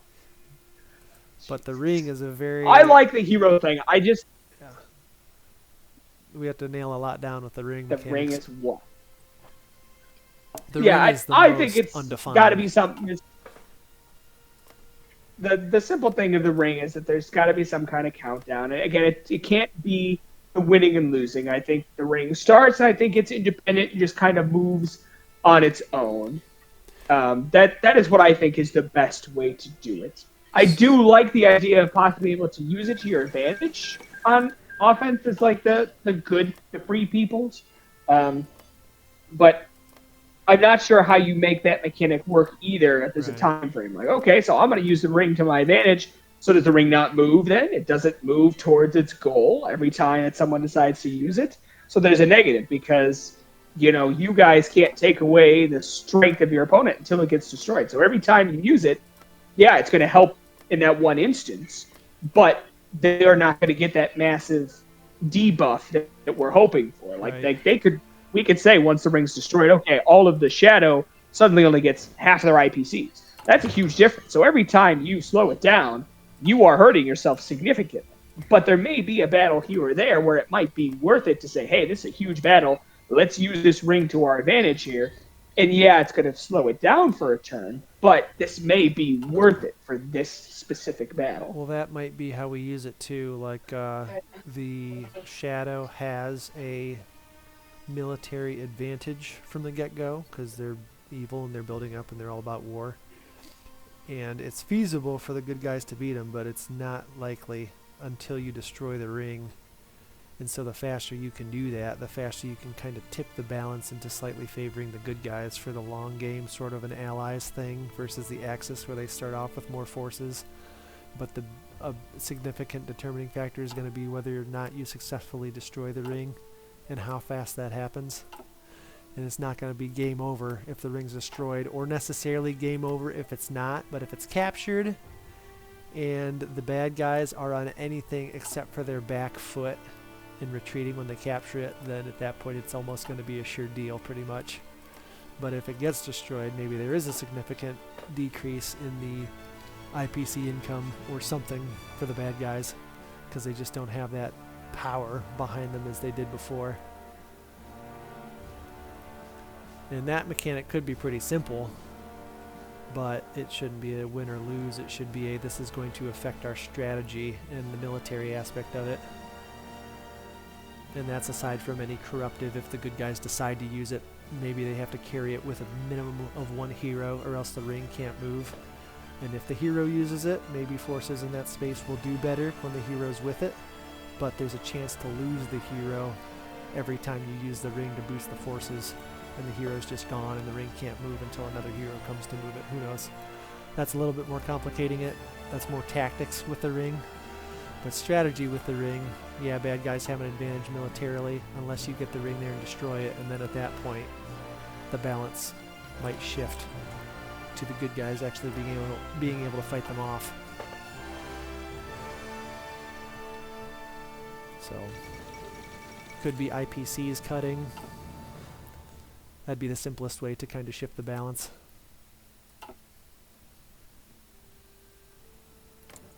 What you think?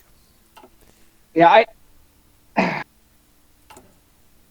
question is if the heroes necessarily need to interact with the way I think the heroes are good to give a distinction because I agree with Daniel in that the heroes, the small people that make the difference, are a key to Lord of the Rings. It's part of what makes it different. So, I think those need to be incorporated, but I don't necessarily think that they need to have anything to do with the ring itself. I think the ring itself should kind of be its own entity that, okay, as the game starts, it starts in Rivendell or the Shire, wherever we want to start it at, and each round it moves. And in that space that it's in, the good guys will have the ability to use it if they're in that space. If they're being attacked, they can use it to defend themselves. If they're attacking, they can use it to attack. But I don't think it should move with anybody. I think it should stay in that space and move on its own. It's just if the good guys use it, it slows down its advance, which is a negative. If the bad guys are in the space, I would say they should have an opportunity to try and find it. And if they find it, then okay, they get massive bonuses. So not only do they not get debuffed when it's destroyed at the end, they're going to get more. So if it's found early on, you're screwed. Right. So you are in the best interest of not only defending yourself and surviving a long period till the ring's destroyed, but also protecting it along the way to the best of your ability. So that's when... And sometimes you might have to use it. It would be even more strategic to have that mechanic where you get a couple turns until the ring arrives at Rivendell, and then each of the good countries can assign a hero to remove from the board and assign to the Fellowship to help accompany the ring through, decreasing the chance it'll be found, or maybe even speeding it up, depending on how many heroes or which heroes are with it. So the heroes are not on the board and can't be fought when they're with the Fellowship, but they kind of help the ring along. I like the assigning heroes to the Fellowship, and as a counter to that with the Shadow has their heroes too. First off, I think just generic heroes. I don't think we specify one hero from another. I think that's too much. But you can assign one hero or two heroes or whatever to the Fellowship, and the Shadow throughout the game then can throw their heroes at the Fellowship as well. And there's combats of the Fellowship. There we go. That sounds good to me. So then there's two types of battles that's happening. So maybe the good side has a couple heroes per faction, and they can divide them up between Fellowship or field combat heroes, so to speak, as they see fit. And the bad guys will have heroes, but maybe fewer, which would make sense with the story anyway. And they're probably going to mostly focus on, they would definitely focus mostly on combat heroes to boost their combat armies, but then, like you said, as the Fellowship passes through different spaces, if there's opponent heroes in those spaces, it could increase their chance to find the ring or do Fellowship combat, hero v hero, something like that. And there could be some simple hero combat mechanics that we devised to come up with that. So yeah, the chances to find the ring would be extremely slim for the enemy unless either they hit stronghold points on the map, or unless there's enemy heroes present to actively seek it out and possibly do Fellowship combat.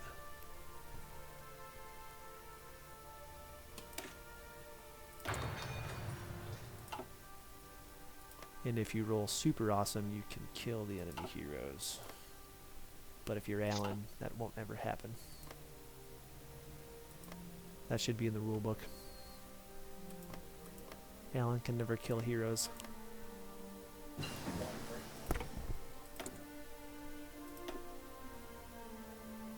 Getting back to the nations, though, since that's something I think we can actually solidify.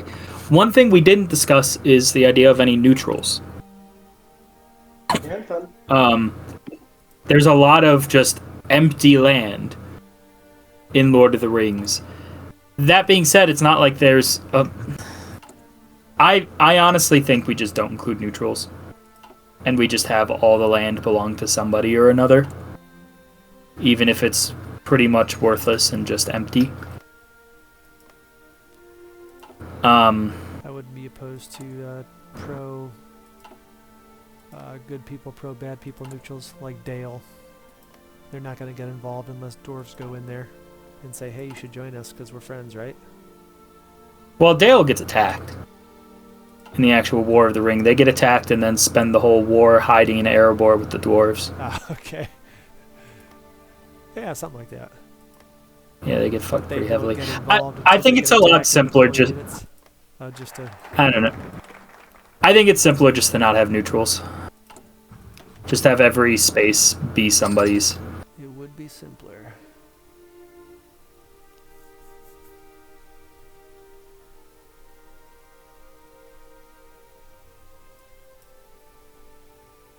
I think it's a simple enough mechanic to incorporate if we do have neutrals that it won't gum up the works at all. We just have to, as we're developing it, think of a decent way to incorporate it.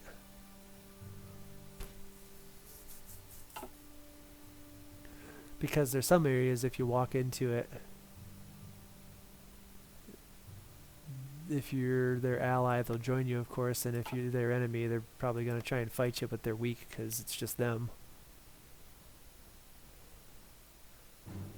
So that could be a good way to allow for some combat for some players in different areas without fighting directly against another player immediately.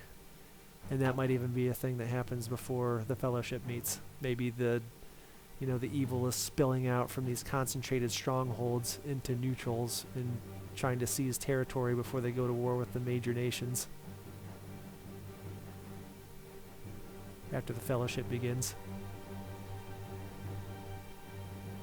So you're saying before war is actually declared? Yeah, they'd be going off of that mechanic? Pretty much. The evil guys in particular can go in and conquer spots that aren't aligned with, like Gondor or Rohan, and fight them before any Fellowship happens. And maybe the good guys can go march a soldier into a friendly neutral and before the Fellowship happens, or maybe we wait until the Fellowship happens and then they realize, oh, evil's spreading, we can go do that and have people join us.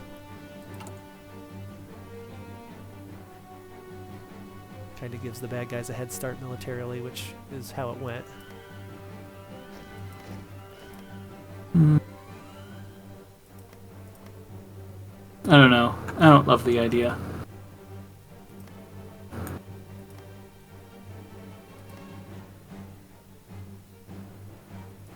Because, consider the scenario of we attack this place and somehow lose the battle. Are those guys now activated for Gondor, and Gondor is now in the war early? That's typically how the neutrals mechanic goes. Unless all of these neutral countries are just literally empty, and it's just free territory to walk into. Unless there's neutral... Which, in fairness, probably is accurate, but if there's any kind of fight possible, I don't think the mechanic works. Gotcha. I wouldn't think that the good nations would get involved if a bad nation attacked a neutral. That's not how I would set it up, at least. Until the time comes when they are involved, because the plot thickens.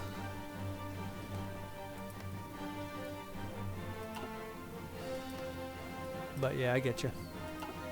It would just be, every space would be either good or bad and in specific factions, and then once the Fellowship happens, then war breaks out and everybody's able to fight wherever they have territory. Is that more of what you're thinking? Well, that's the simple way.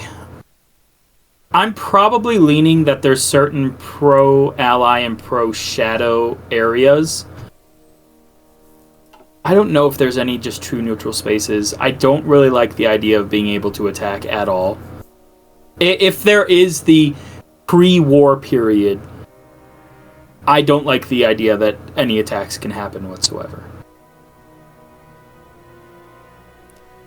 I'm more partial toward, yeah, the evil's gonna evil, so sure, they'll seek to expand into just the neutrals to consolidate strength and territory before war between the actual player-controlled factions would begin. So that gives them. See, my whole. Oh, you're good. Yes, it makes sense, but my argument to that is, well, then they're just going to do that every game. So you might as well just have them start with that territory. If turn one, they just walk into it anyway. There's literally no purpose to make them neutral if they just get walked into immediately. Unless there's a risk involved, meaning that they have standing armies in those neutral places. But then there's the risk of, well, what if you don't take it? But yeah, Does that standing army just sit there and be like, oh, well, that sucked. well, Can't wait for them to come back tomorrow. It's kind of neutral then, to where the good guys and the bad guys can't attack each other through there, unless you're willing to commit enough to take it and then attack through there. But the thought being that that opens up options for, okay, do I want to attack these two spaces that are neutral and kind of focus my war effort more toward having them and leave these other ones alone, or do I want to attack through this avenue mainly? Which way do I want to plan my strategy and go through? Give more gameplay options. And give Alan, what are guys your the thoughts lead on to the that. neutrals? There should be no neutrals. Neutrals are dumb. How about there's a third player where all the neutrals are under their control and non-aligned, the vaunted third faction that Daniel spoke of. There you go. Yeah, it's the perfect compromise to ruin everything. That's accurate. I'm uncompromising, obviously.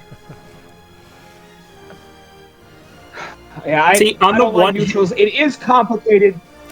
Sorry, go ahead. But no, I had asked your opinion and then started yapping. So you go first. Neutrals present the problem of people having attack and that extra battles that don't progress the story as much. And we want the game to advance. But just generally speaking, I like to avoid the neutrals. I understand the process of them and some, but I don't think in Lord of the Rings they're necessary in any way, shape, or form. I think they're irrelevant. The complicated part with the map is figuring out the teams, as we discussed. And okay, some of them are simple. You know, you have Mordor. Mordor is its own little faction in an area, boom, right there, nice and simple, you know? And the Southrons and Easterlings you could easily put into one, even if they kind of have two areas. You could easily have them be one faction. And then you could have They could also both be included with Mordor. They could. Not necessarily out of the question, because you do have other theaters across the place. And you know, if it's just Mordor and the Southrons and Easterlings, okay, it kind of limits the battlefield. But I also don't know about giving, okay, let's give them Moria. Okay, so Moria is stuck in between a bunch of other enemies. That's not going to make any sense for the playing of the game. So it's trying to figure out how to balance that. Same thing with the elves. You know, the elves being their own team, I think, makes sense. But then they have 4 different places across the entire board, which is complicated, to say the least. Not impossible, but complicated and strange. That just putting that into a game like X and Allies is totally different. You know, like, yes, United Kingdom. The UK, who, right, as I am saying, you have the UK that has their country there and then has other areas across the board. So are you saying that, okay, we picked Rivendell as their capital, and they have those other spaces as well that they have to defend, and most likely lose, because there's no way to possibly defend those, because they're so far from your capital, and you can't produce units there. Unless, of course, you allow them to build in all of those places, but then that gives them an unusual ability to put a bunch of troops in a bunch of different spaces across the board at any point in time. You know? So finding that balance, again, would be difficult, because it's different. You know, what do you do with the dwarves? The dwarves just going to be up there and away from the major teams we're talking about, so they're never going to play a major role. That's not particularly helpful. Yeah, like in War of the Rings. Again, if we put those little, right, exactly. If we put those little strongholds here and there, okay, then yes, there's little places they could make some difference. But again, I'm not sure that necessarily makes sense either. So the board itself, just how the world of Lord of the Rings kind of works in all of Middle Earth, is a little complicated to put in Axe and Allies just from this stuff. And again, figuring out the exact teams for everything is pretty imperative. I think Gundor and Rohan should be two separate teams, personally, but they also really don't need to be because they're basically right next to each other. You know, like I understand there is some space between them, but they're not far. What are you gonna do? Put a evil team cutting between them? I don't think that makes sense. So they're allies that are literally right next to each other. They could maybe be one, but I kind of like them separate personally. Gundor and Rohan are certainly separate. They are without a doubt going to be the two biggest allied teams. But there's that whole unity of command issue that they'll have, where they won't be able to attack together, which will definitely make difficulties for it. And that same idea is in Axis Allies World War One. Germany and Austria-Hungary are together. They don't typically work hand in hand. Not as we've ever played.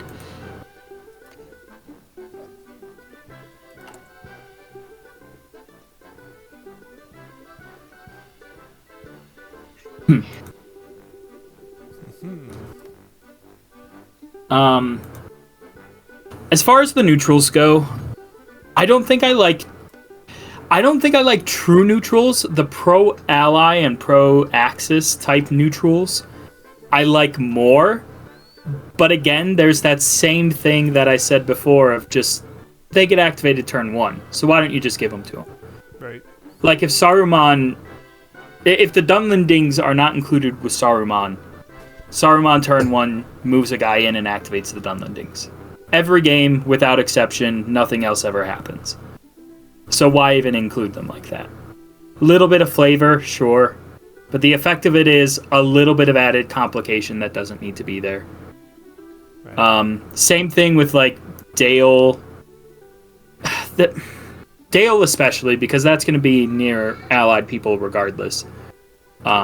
Because if the dwarves are in the game, their capital is Erebor. And Erebor is going to be directly next to Dale. So Dale gets activated every game, turn 1, if it's not already included. With the other northern people, like, there's a bit more argument to it, but if we're not including empty swaths of land between things, ultimately, like, the Bjornlings are going to be adjacent to somebody. So they'll be easy enough to just move into. Unless, like, unless they're cut off in some way by a shadow team.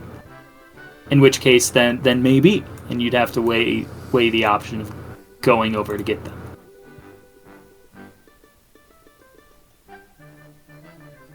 So light ships on the river. I'm kidding. Michael, we're not going back to that. So That there should be some kind of river mechanic, No rivers. but rivers might just be a border. or That would be the simplest thing. yeah, unless there's a notable bridge, maybe it is a mechanic where okay, there's Right. a river there, so it's going to stop you from moving more than one space. You can ford across. At the very least, you can ford across, but it might stop. Like cavalry are not going to move across the river and then continue to move their full speed. They're going to stop on the other side of the river because that's all they can go. The only scenario where I see that being impactful enough to matter, because the only thing is that's going to slow down cavalry half the time. And that's it. Which really seems like the rivers are hurting Rohan. Unless we do a mechanic the- where if you attack across a river, there's a minus to the attacker or something.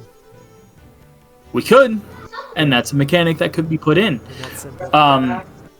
The other thing as far as like slowing them down is depending on the scale of the map, we could up the movement of people, which could help balance that. Like there's no planes, so like cavalry would be going like 4 spaces, light infantry would go 2, and if there's heavy infantry they would only move 1, and that would be a lot more maneuvering.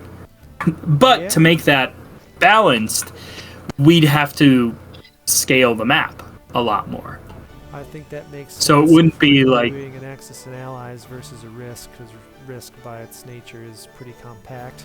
How the Lord of the Rings Risk is, but I could see it working real well where we put more spaces in, but the units can also move further. Some of them can.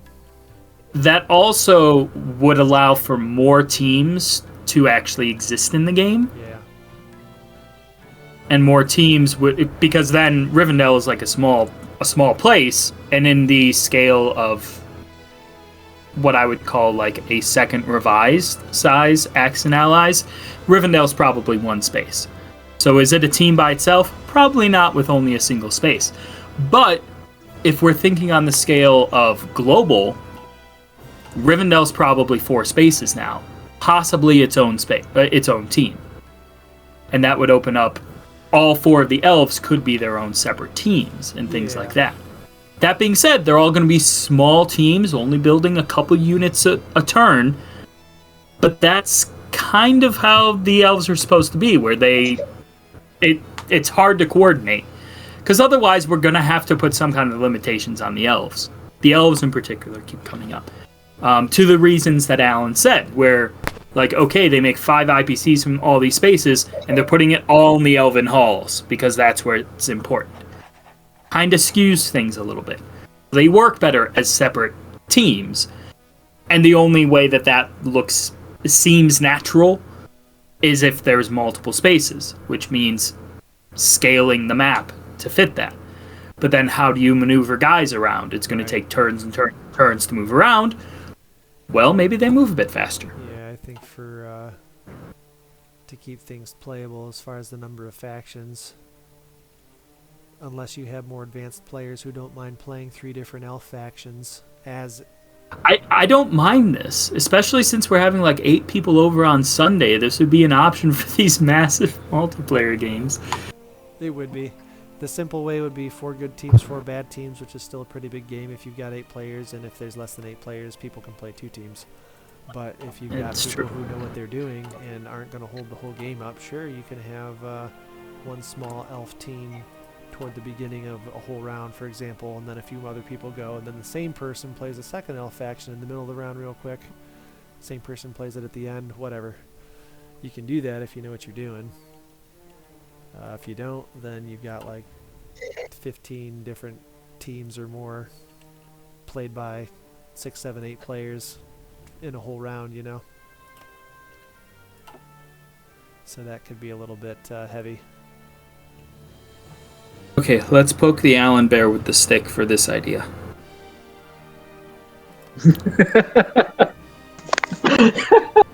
I'm the bear. Got it. All right. So what am I even considering here? The scale. Yeah, scale and factions. The scale of the map, the number of factions, and increasing movement speeds of units to make up for that. And we will the map can't be that fucking ginormous. We're looking similar size. I would say a little smaller than more of the Ring. I'd say we're looking more towards the Risk one, because I think the Risk is a little bit less in spaces. I could be wrong though. I feel like it's pretty comparable. War of the Ring, I think has a few more. Yeah, that's my instinct, but I'm not certain on that, to be quite honest. It just depends on where you're looking on the map. And so I think it's going to be around that amount of spaces. I would not go any bigger than that generally. We got to figure out how we're going to separate the C zones, maybe. But I think size-wise, that's it. I think faction-wise, the maximum we're looking at is like 8, like 3v5 or 4v4 or something like that. I don't think we want to go more than that, personally. And I think bad guys, again, you're looking Isengard, Mordor, Sauron's Easterlings, which maybe they can combine with Mordor, and then maybe one more bad team after that. So we're looking, I think, 3 or 4 of the Shadow teams, and then the Free Peoples, Gundor, Rohan, Elves, Dwarves. To me, those are the ones that really matter. No offense to the Shire and the other people, but those are the 4 teams that come to mind for me. Now, maybe you could argue to have the Northmen in there in general, so there's something kind of up there in the upper left, but you've got the Elves spread out through it, and the Dwarves arguably spread out through it as well. So I'm not entirely certain, again, how to measure that, but I think we're looking like 3v5 or 4v4, something like that. 8 teams is what I'm thinking.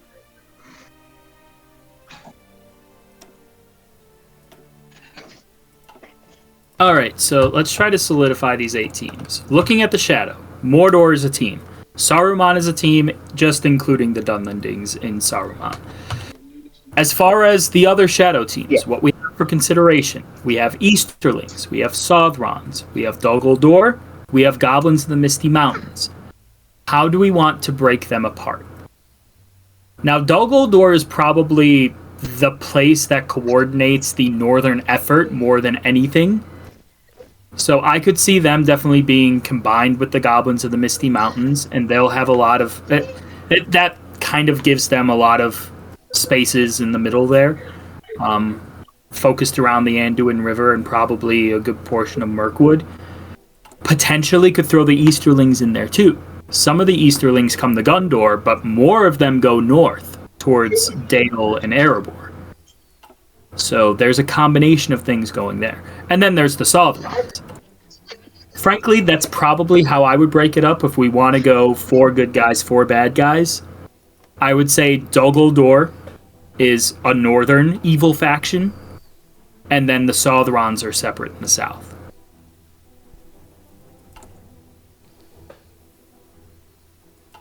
And the Shire. They're the most powerful ones. They're the most powerful shadow faction, yeah. Yes. Perfect. Just decided. They've got demon-faced Bilbo there. Even though he does that in Rivendell. Yep, the game paused. Oh, man. I didn't do it. Thank you. I was looking at the Mexican Republic versus Mexico. Ah. Oh, there's been many civil wars. The cardinal, the primate of Mexico, is the leader of the Mexican Republic. Look at that. Look at that man. The primate? Champ. Apparently, it's the primate of Mexico. 1938. We gotta make new guns? Let's make new guns. Nope, we've already got new guns. No, we don't. That's next year. I'll also point out it is 1042. Holy cow. We're still planning the game. We gotta figure out this game thing.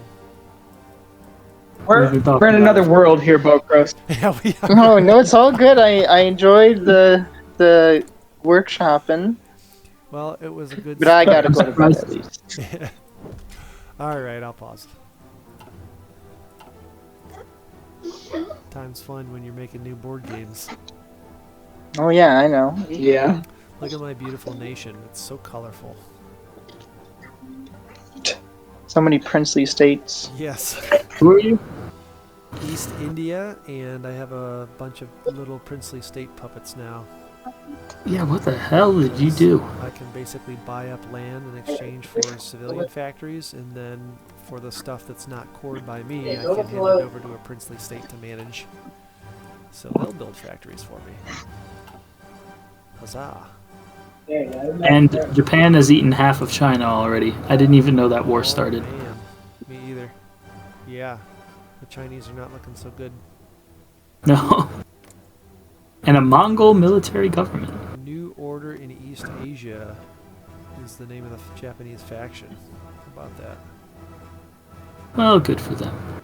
Huh. Alright, yeah. I don't know. I've been sitting over here.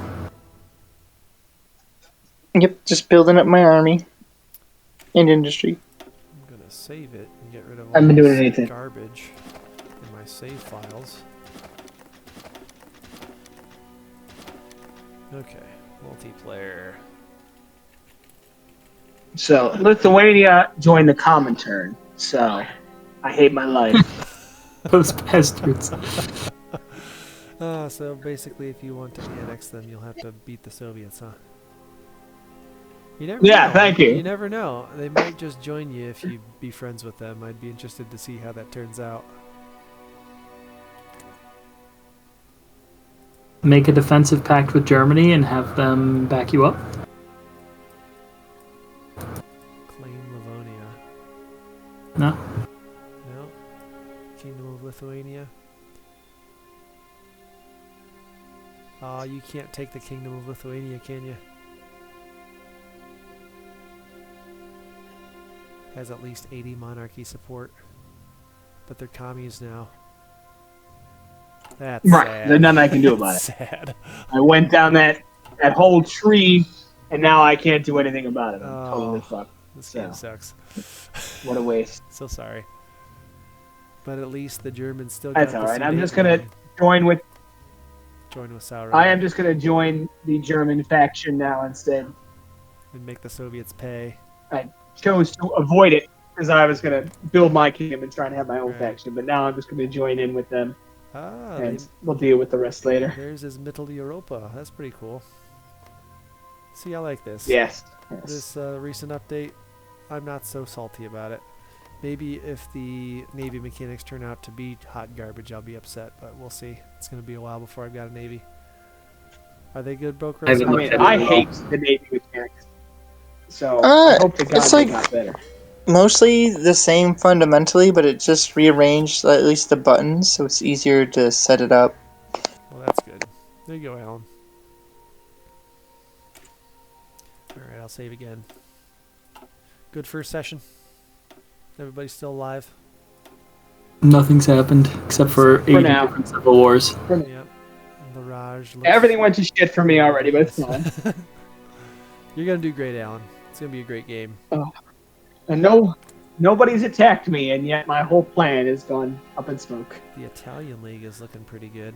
It's fine. It's quite the faction down there already. Okay. I'm gonna have to again on spreadsheet. Britain is How did I get fascist that now, on so I'm spreadsheet? sure the Did I? Allies will fall apart before too long. Can't wait to We'll see see. what we have in store next time. Next time.